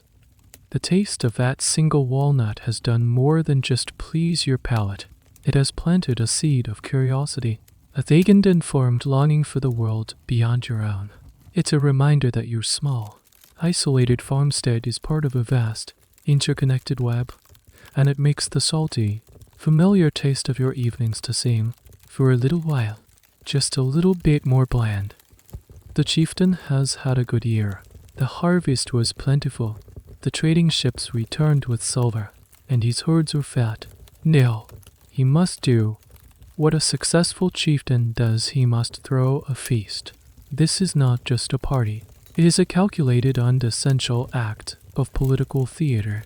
It is a performance of power, and you have been summoned to be part of the audience.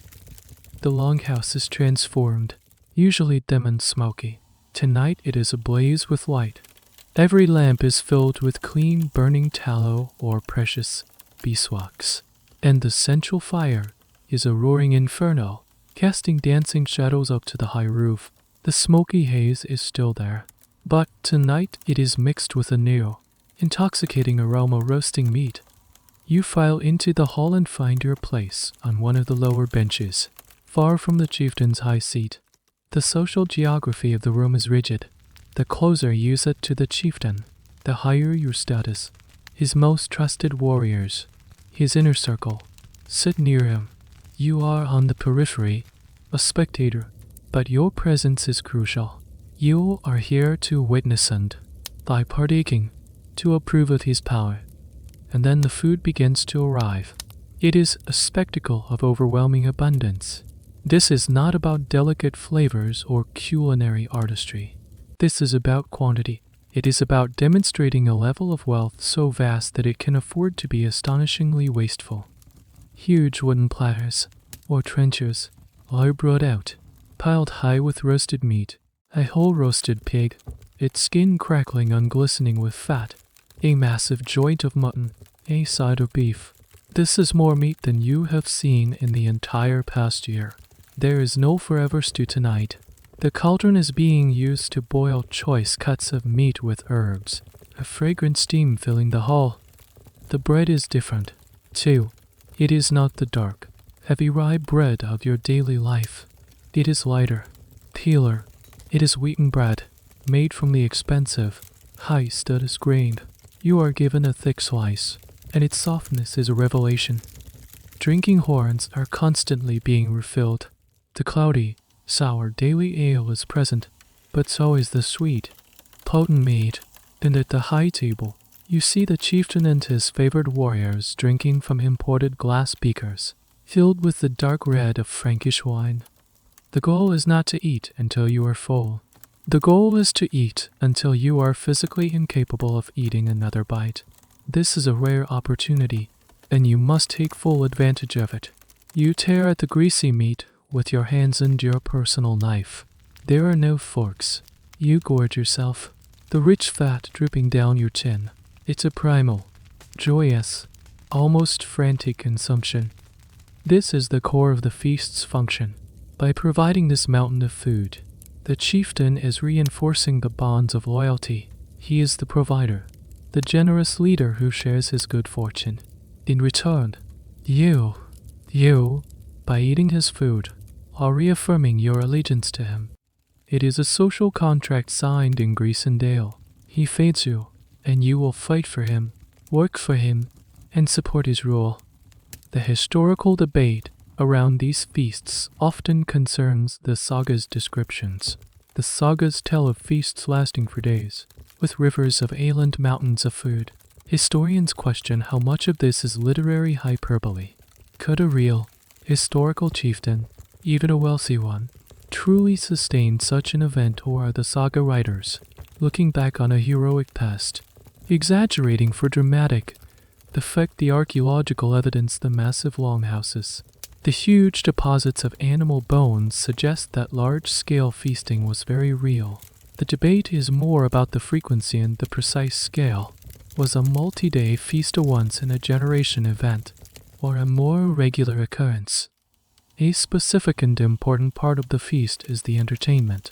A poet, Bescald, stands near the high seat. His job is to recite poetry, long, complex verses praising the chieftain's victories in battle, his wisdom, and, of course, his incredible generosity, the very generosity you're currently stuffing into your face.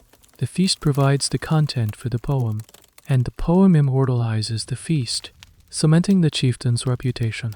The food is literally transformed into propaganda. As the night wears on, the atmosphere grows louder. The boasting begins. Warriors stand up to recount their own deeds, swearing oaths of loyalty or making ambitious promises for the future. You sit on your bench, your belly aching with the sheer volume of rich food, and you watch the theater of power unfold. You are a small part of this, but an essential one. You are the proof. Your full belly is the evidence of the chieftain's success. The memory of this night, of the endless meat and the fine bread, will sustain you through the lean months to come. A reminder of the benefits of loyalty to a strong and generous leader. It is a powerful and delicious form of social control. Your world is a world without refrigeration. The battle against decay is a constant, daily struggle fought with salt, smoke, and air. But your ancestors have another, stranger, and more mysterious tool in their preservation arsenal. It is a method that harnesses the unique chemistry of the earth itself. It is the practice of making bog butter. One day, you are sent with your uncle to the peat bog. The bog is a strange and beautiful place, a spongy, treeless landscape of heather, mosses, and dark, tea-colored pools of water. It is also the farmstead's fuel source. You spend the day cutting peat, slicing the dense, dark, root-filled turf into bricks that will be dried and used as fuel for the longhouse fire. As you work, your uncle tells you it is time. He leads you to a specific spot, marked by a standing stone that you had never paid much attention to before. He begins to dig into the soft, wet peat. A few feet down, he uncovers a wooden container. It could be a bucket, a barrel, or a box made of bark. Inside, wrapped in a layer of animal hide, is a large, pale, waxy lump. This is bog butter. The practice is simple and ancient. A large amount of butter, made during the summer months when the cow's milk is rich and plentiful, is packed into a container and then buried deep in the peat bog. It is then left there, sometimes for a few months, sometimes for years, sometimes even for decades. The bog works a strange magic on the butter. It is a unique environment. It's highly acidic, very low in oxygen, and cool in temperature. These conditions are a natural preservative, inhibiting the growth of the bacteria that cause spoilage, so the butter does not rot in the conventional sense. But it does change. It undergoes a slow, chemical transformation. The fatty acids in the butter break down, and it loses its familiar, creamy taste. The new substance, when it is finally dug up, has a pungent, sharp, almost cheese-like or game-y flavor. Its texture is no longer soft and creamy, but waxy and firm, more like a hard cheese or tallow. The color also changes, from a familiar yellow to a pale, ghostly white. It is no longer truly butter, but the new, unique foodstuff. Why did they do this? This is a question that has fascinated archaeologists and historians for decades. There are several competing theories, and the debate is far from settled. The first theory is that it was purely for preservation. The bog was a natural refrigerator. Burying the surplus summer butter was a way to create a butter bank, a secure food store that could be dug up in the winter or during a time of famine. It was a way of smoothing out the seasonal boom and bust of dairy production. The second theory is that it was for flavor. Perhaps your ancestors didn't just tolerate the strong, pungent taste of bog butter, perhaps they actively enjoyed it. In a diet that was often bland and monotonous, the sharp, cheese-like flavor of bog butter might have been a desirable condiment, a powerful flavoring agent to be spread on bread or added to a stew. The third theory is more intriguing, that it was a form of ritual or votive offering. Bogs were seen as sacred, liminal spaces, gateways to the other world. People threw precious objects into bogs as offerings to the gods' swords, jewelry, and even, tragically, human sacrifices, the famous bog bodies. Is it possible that bog butter was another such offering, a gift of rich, life-sustaining food to the gods or spirits of the bog, perhaps to ensure the fertility of the cattle or the safety of the community? The truth is likely a combination of all three. It could have started as a practical storage method, and the resulting flavor became an acquired taste. Over time, the act of burying this valuable foodstuff in a sacred place could have taken on a ritual significance. A fascinating detail is the sheer number of bog butter finds. Hundreds of lumps of ancient butter, some dating back thousands of years, have been discovered in the peat bogs of Ireland, Scotland, and Scandinavia. Some of the containers are huge, holding over 50 pounds of butter. This was not a rare or occasional practice. It was a common and significant part of the food culture. Your uncle he FTS the heavy lump of waxy, pale butter out of the hole. It smells strong. The sharp, earthy, animal scent. This is not the fresh, sweet butter you might churn in the summer. This is something older, stranger, and more mysterious. A piece of it will be taken back to the longhouse, a potent, almost medicinal taste to be used sparingly through the winter. The rest might be buried, left for another year, another generation. You have just witnessed one of the most ancient and enigmatic food traditions of your people, a culinary secret whispered between the generations, unguarded by the strange, dark magic of the bog. The longhouse is a world of constant, demanding work. There is always a net to be mended, a tool to be sharpened, an animal to be tended. But there is one sound, one activity, that forms the quiet, relentless rhythm of domestic life. It is the sound of women grinding grain. In a corner of the longhouse, or perhaps in a small, dedicated outbuilding, sits the cornstone. It is one of the most important pieces of technology your family owns. It's a simple, rotary hand mill, made of two heavy, circular stones. The bottom stone is stationary. The top stone has a hole in the center, where the grain is fed, and a wooden handle to turn it. And every day, your mother, your aunt, or one of the other women of the longhouse spends hours at this stone. It is her domain. She kneels or sits before it, her body locked into a repetitive, circular motion. With one hand, she turns the heavy top stone, and with the other, she slowly feeds the dried barley or rye into the central hole.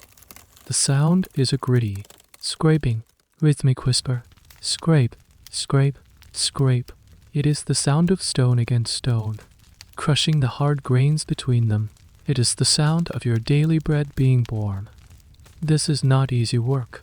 The top stone is heavy, and turning it for hours is a physically grueling task that puts immense strain on the back, shoulders, and arms. It is a workout as demanding as rowing a boat or swinging an axe, but it is a quiet, domestic, and almost invisible form of labor. The men's work the hunting, the fishing, the fighting is often loud, public, and celebrated in stories and poems. The woman's work at the cornerstone is silent, hidden, and taken for granted. But it is just as vital. Without her endless, patient labor, there would be no porridge, no bread, no ale. The entire food system would collapse. The flour she produces is coarse and uneven. Some of it is fine powder, some of it is rough grit. And, of course, it is contaminated with tiny fragments of the stone itself. This is the grit you feel in your teeth with every meal. The cornerstone is a powerful symbol of the gendered division of labor in your society. While women certainly worked in the fields during planting and harvest, the daily, indoor processing of food was their responsibility. The forever stew, the dairy, the mending, and, above all, the grinding this was the woman's world. Her life was a series of relentless, repetitive, and essential transformations from grain to flour, from milk to butter, from raw wool to spun thread. Historians who study the role of women in the Viking Age often have to look past the male-dominated sagas to find their stories. They find them in the archaeological record. They find them in the graves of women buried with the tools of their trade, spindle whorls for spinning, weaving battens, and sometimes even parts of a cornerstone.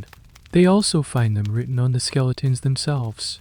The skeletal remains of Norse women often show signs of severe arthritis in their knees and backs, and highly developed upper body muscles, a physical testament to a life spent kneeling at the cornerstone. A specific, and rather poignant, detail comes from the world of Norse mythology. In a poem called the Grata Song or the Song of Girati, two giantesses are enslaved by a king and forced to grind wealth, happiness, and peace from a magical cornerstone named Girati.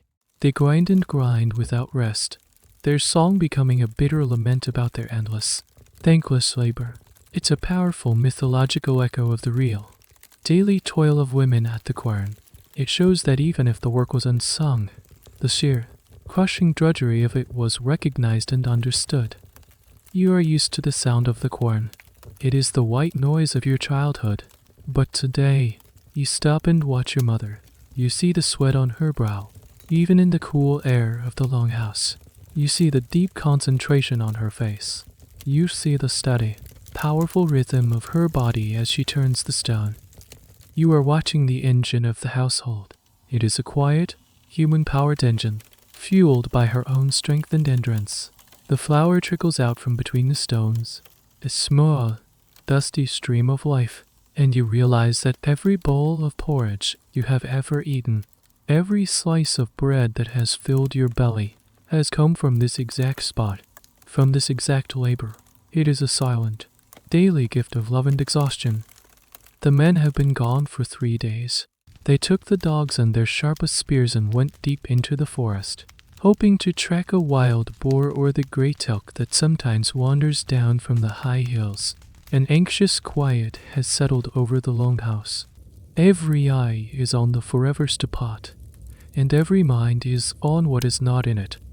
The pot simmers over the fire, but its contents are meager.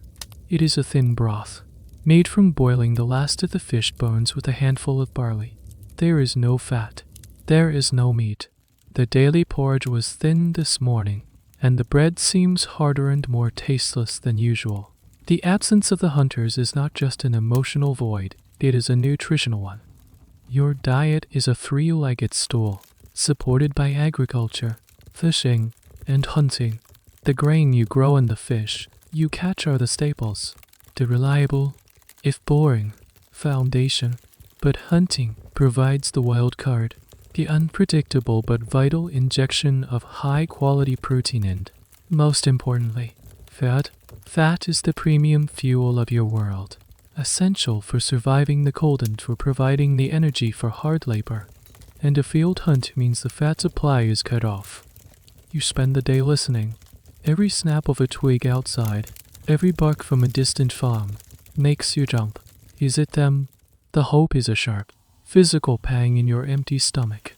The children are listless and quiet. The adults are tense, their conversations short and clipped. The entire emotional atmosphere of the longhouse is dictated by the contents of the stew pot. This reliance on hunting, even in a society that practices agriculture, shows the precariances of your food supply. You are not fully masters of your environment. You are still dependent on the luck and skill of the hunt, on the unpredictable movements of wild animals. The historical debate around the Viking diet often focuses on this balance between domesticated and wild resources. Some scholars, looking at the evidence of large-scale farming and animal husbandry, argue that hunting was a relatively minor, supplemental activity, perhaps more for sport and prestige than for subsistence. The chieftain might hunt for the thrill of it, but the common farmer relied on his fields and his pigs. Other historians argue that this view underestimates the crucial role of wild game. They point to the vast amounts of animal bones found at archaeological sites, bones of deer, elk, bear, and wild boar, as evidence that hunting was a significant and regular part of the food economy. In this view, hunting wasn't just a supplement, it was an essential part of a diversified survival strategy. When the crops were poor or the fishing was bad, a successful hunt could be the difference between hunger and survival. A specific and fascinating detail that emerges from this is the evidence of specialized hunting. Archaeologists have found evidence of mass kill sites, places where Vikings built long funnel-shaped fences to drive entire herds of reindeer into a trap where they could be easily slaughtered. This wasn't a lone hunter tracking a single animal. This was a sophisticated, large-scale, communal effort, a highly organized meat harvesting operation. It shows that hunting could be just as systematic and industrial as fishing or farming. As dusk begins to fall, the mood in the longhouse grows more somber. The thin, fishy stew is ladled out. It is a cheerless, unsatisfying meal. The hope is beginning to fade, replaced by a grim resignation. It seems they will not be back tonight. And then, you hear it. A shout from the darkness outside, followed by the frantic, joyous barking of the dogs. The men are back. The door to the longhouse bursts open. Your father and the other hunters stumble in, their faces scratched and weary, but triumphant, and slung between them, on a heavy pole, is the body of a massive wild boar, its coarse, dark hair matted with blood. A collective sigh of relief, so profound it's almost a roar, sweeps through the hall. The tension breaks, the anxiety vanishes, replaced by an explosion of excitement and joy. The pot will be full tonight. The boar is quickly butchered. The fresh, dark, fatty meat is a sight that makes your mouth water. Choice cuts are immediately put on spits to roast over the fire. The smell of the sizzling fat, a glorious perfume that banishes the memory of the thin, fishy broth. Tonight, you will feast. You will eat until your belly is tightened full. This sudden, dramatic swing from scarcity to abundance is the rhythm of your life. And as you sink your teeth into a piece of rich, fatty, freshly roasted boar meat, you understand in your very bones that your survival is a constant gamble, a game of chance played against a silent and unforgiving forest. Tonight, you have won. You are chewing on a piece of tough, dark bread, using it to soak up the last of the grease from the boar feast. The bread, as always, has a particular texture. It is gritty. You can feel the tiny, hard particles between your teeth as you chew. It's a sensation you've known your entire life, as familiar as the smoky air or the scratch of your wool tunic. You don't even think about it, that what you are feeling is the slow, relentless erosion of your own body. Your teeth are a living record of your diet. They tell a story of hardship, of coarse foods, and of the primitive technology used to prepare them. When an archaeologist unearths your skull 1,000 years from now, your teeth will be one of the most revealing pages in the book of your life. The primary culprit for the state of your teeth is the quern stone. The constant grinding of stone on stone to make your daily flour means that every meal containing bread or porridge is seasoned with a fine powder of rock dust.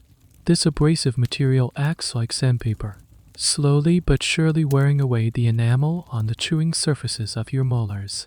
Over the years, the complex cusps and valleys of your teeth are ground down until they are almost flat. This condition, known as dental attrition, is a hallmark of ancient agricultural societies. But the grit isn't the only problem. Your diet, while often tough and chewy, is also high in carbohydrates from the grains. When you eat your porridge or bread, small particles get stuck between your teeth. The bacteria in your mouth then feast on these carbohydrates, producing acid as a byproduct.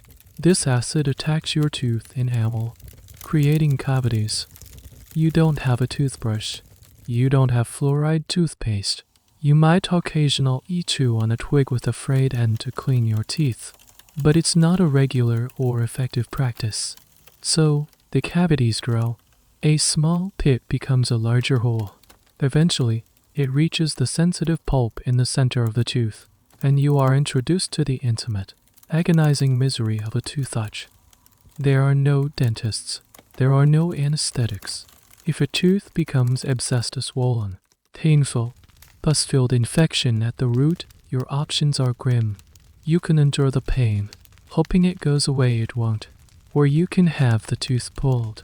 This would be done by the local blacksmith or anyone else with a strong pair of pliers and a stronger stomach. It would be a brutal, excruciating procedure, done without any form of pain relief beyond perhaps a large horn of ale to dull your senses. The historical debate among bioarchaeologists often revolves around comparing the dental health of different ancient populations. For example, hunter-gatherer societies often had very worn teeth from a tough diet, but relatively few cavities because their diet was low in carbohydrates. Early farming communities, like yours, often present the worst of both worlds: severe wear from grit, and a high number of cavities from a grain-heavy diet. The shift to agriculture, while allowing for larger populations, came at a direct, painful cost to dental health.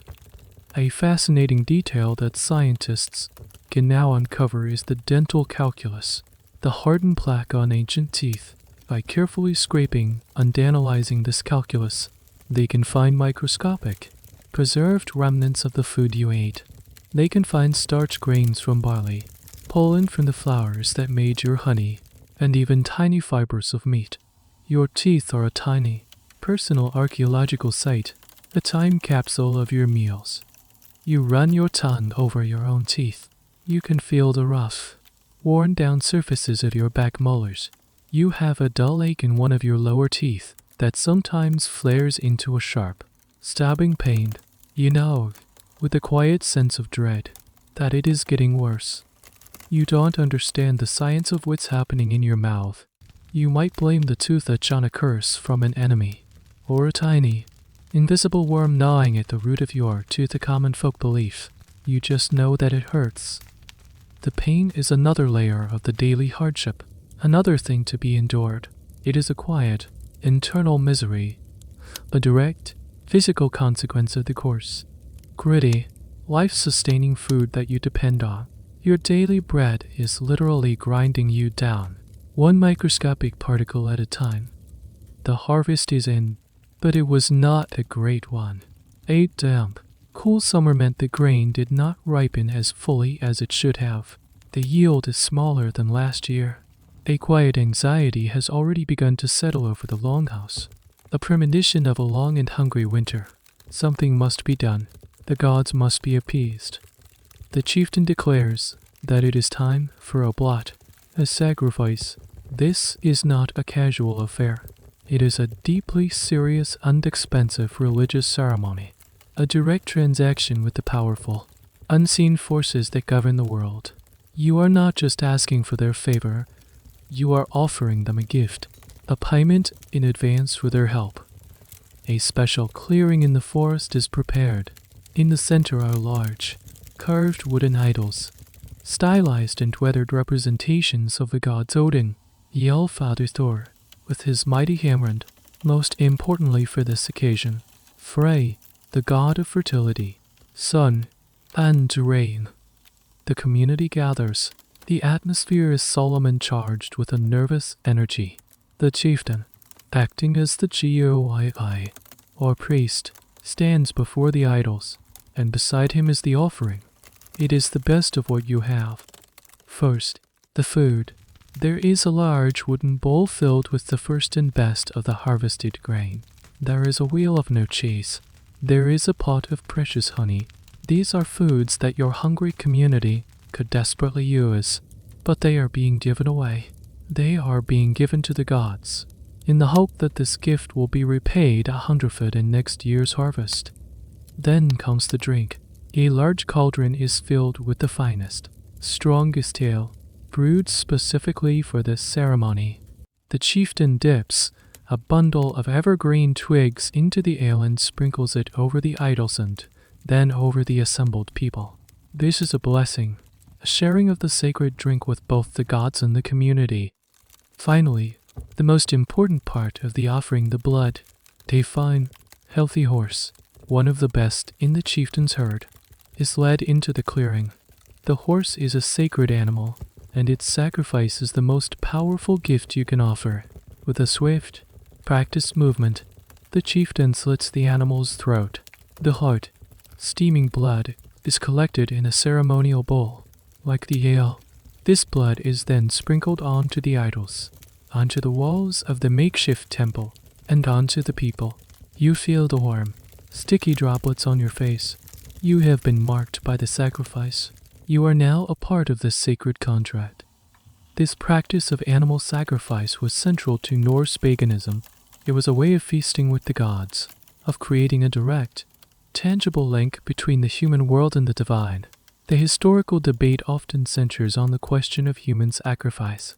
While some Roman and Christian sources claim the Vikings practiced human sacrifice, the archaeological and literary evidence from Scandinavia itself is ambiguous and highly controversial. Animal sacrifice, however, is well attested and was clearly a cornerstone of their religious life. A fascinating detail is what happened to the meat of the sacrificed animal. It was not left to rot. The gods would take their share of the blood. The spirit, but the physical substance, was for the community. The horse meat was butchered and boiled in the cauldron set up at the site, and then a great feast was held. By eating the flesh of the sacrificed animal, the community was internalizing the power of the offering, sealing the bargain with the gods. It was a communal, sacramental meal. You are given a piece of the boiled horse meat. It is a strange, slightly sweet meat, and you eat it with a sense of solemnity. This is not just food for your body. It is food for the spirit of the community. You are eating your prayer. You chew the tough meat and look at the firelight flickering on the impassive, wooden faces of the gods. You don't know if this will work. You don't know if they will bring the sun or if Frey will bless the fields.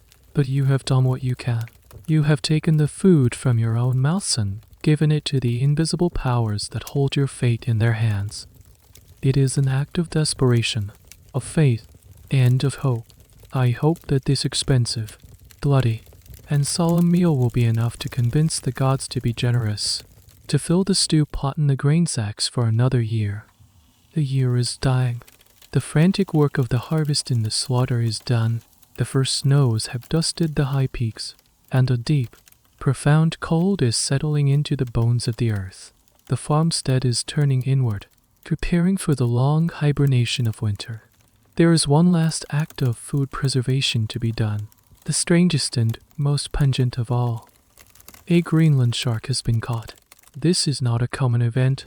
These are ancient, deep water creatures, and their flesh is a paradox. It is nourishing, but it is also poisonous. Eaten fresh, its high concentration of urea and trimethylamine oxide will make you violently ill, as if you were drunk to the point of madness. But your ancestors, through generations of desperate trial and error, have discovered a secret. They have learned how to tame the poison. The massive, boneless carcass is dragged up onto a gravelly beach. The men dig a shallow pit in the sand and gravel. The shark is placed inside, and then covered with more sand and pressed with heavy stones. And there it will lie for 6 to 12 weeks. buried in its shallow grave. Your job is to help gather the stones, your small contribution to this mysterious process. You watch as the immense weight presses down on the carcass. Over the coming weeks, the pressure will slowly squeeze the poisonous fluids out of the flesh, letting them drain away into the sand. But something else is happening, too. The flesh is beginning to ferment. After its time in the grave, the shark is dug up. The smell is overwhelming. It is not the smell of simple rot. It is a sharp, chemical stench, a powerful wave of ammonia that makes your eyes water and burns the back of your throat.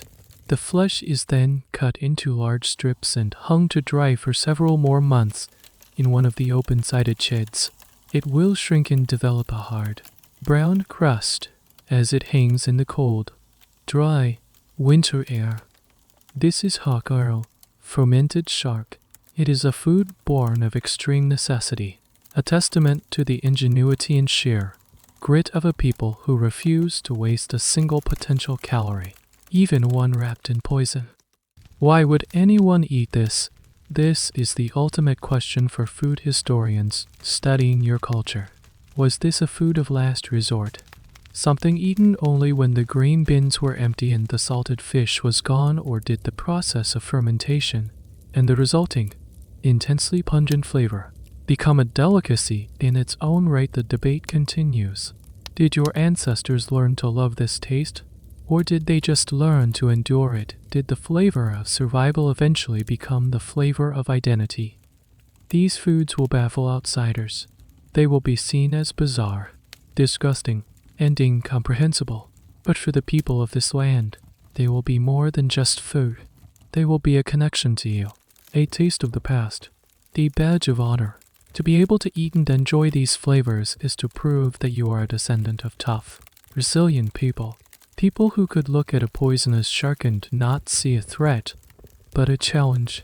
People who could taste the sour funk of fermentation and not taste rot, but life. You stand on the cold beach, the wind whipping your hair, the stench of the buried shark catching in your throat. You are witnessing the creation of a tradition. You are smelling a legacy. It is the enduring, pungent, and profoundly sucky heritage of a people who learned to eat what others would call poison, and in doing so, survived. And so, the story ends. The smoky longhouse fades. The sharp tang of salt and sour dissolves on the wind, and the cold, gray sea recedes into a distant memory. The endless struggle for sustenance is over. There is no more porridge to face, no more grit between your teeth, no more gnawing hunger of the long winter. Let the sounds of that ancient world be replaced by a gentle, soothing quiet. Feel the hard edges of that life soften and blur, like a landscape seen through a thick, peaceful fog. The toil is finished. The feasts are over. The seasons have ceased their relentless turning. All that remains is the deep, restorative peace of the present moment. You are drifting now, far from the cold northern shores, on a calm and silent sea. The water is still, and the sky above is filled with a soft, gentle light. Each breath you take is a quiet wave, carrying you further and further away from the story, deeper and deeper into your own comfortable rest. There is nothing left to do, nothing to strive for, just the simple, easy rhythm of your own breathing as you sink into a calm and profound sleep. The end of the article. Good night.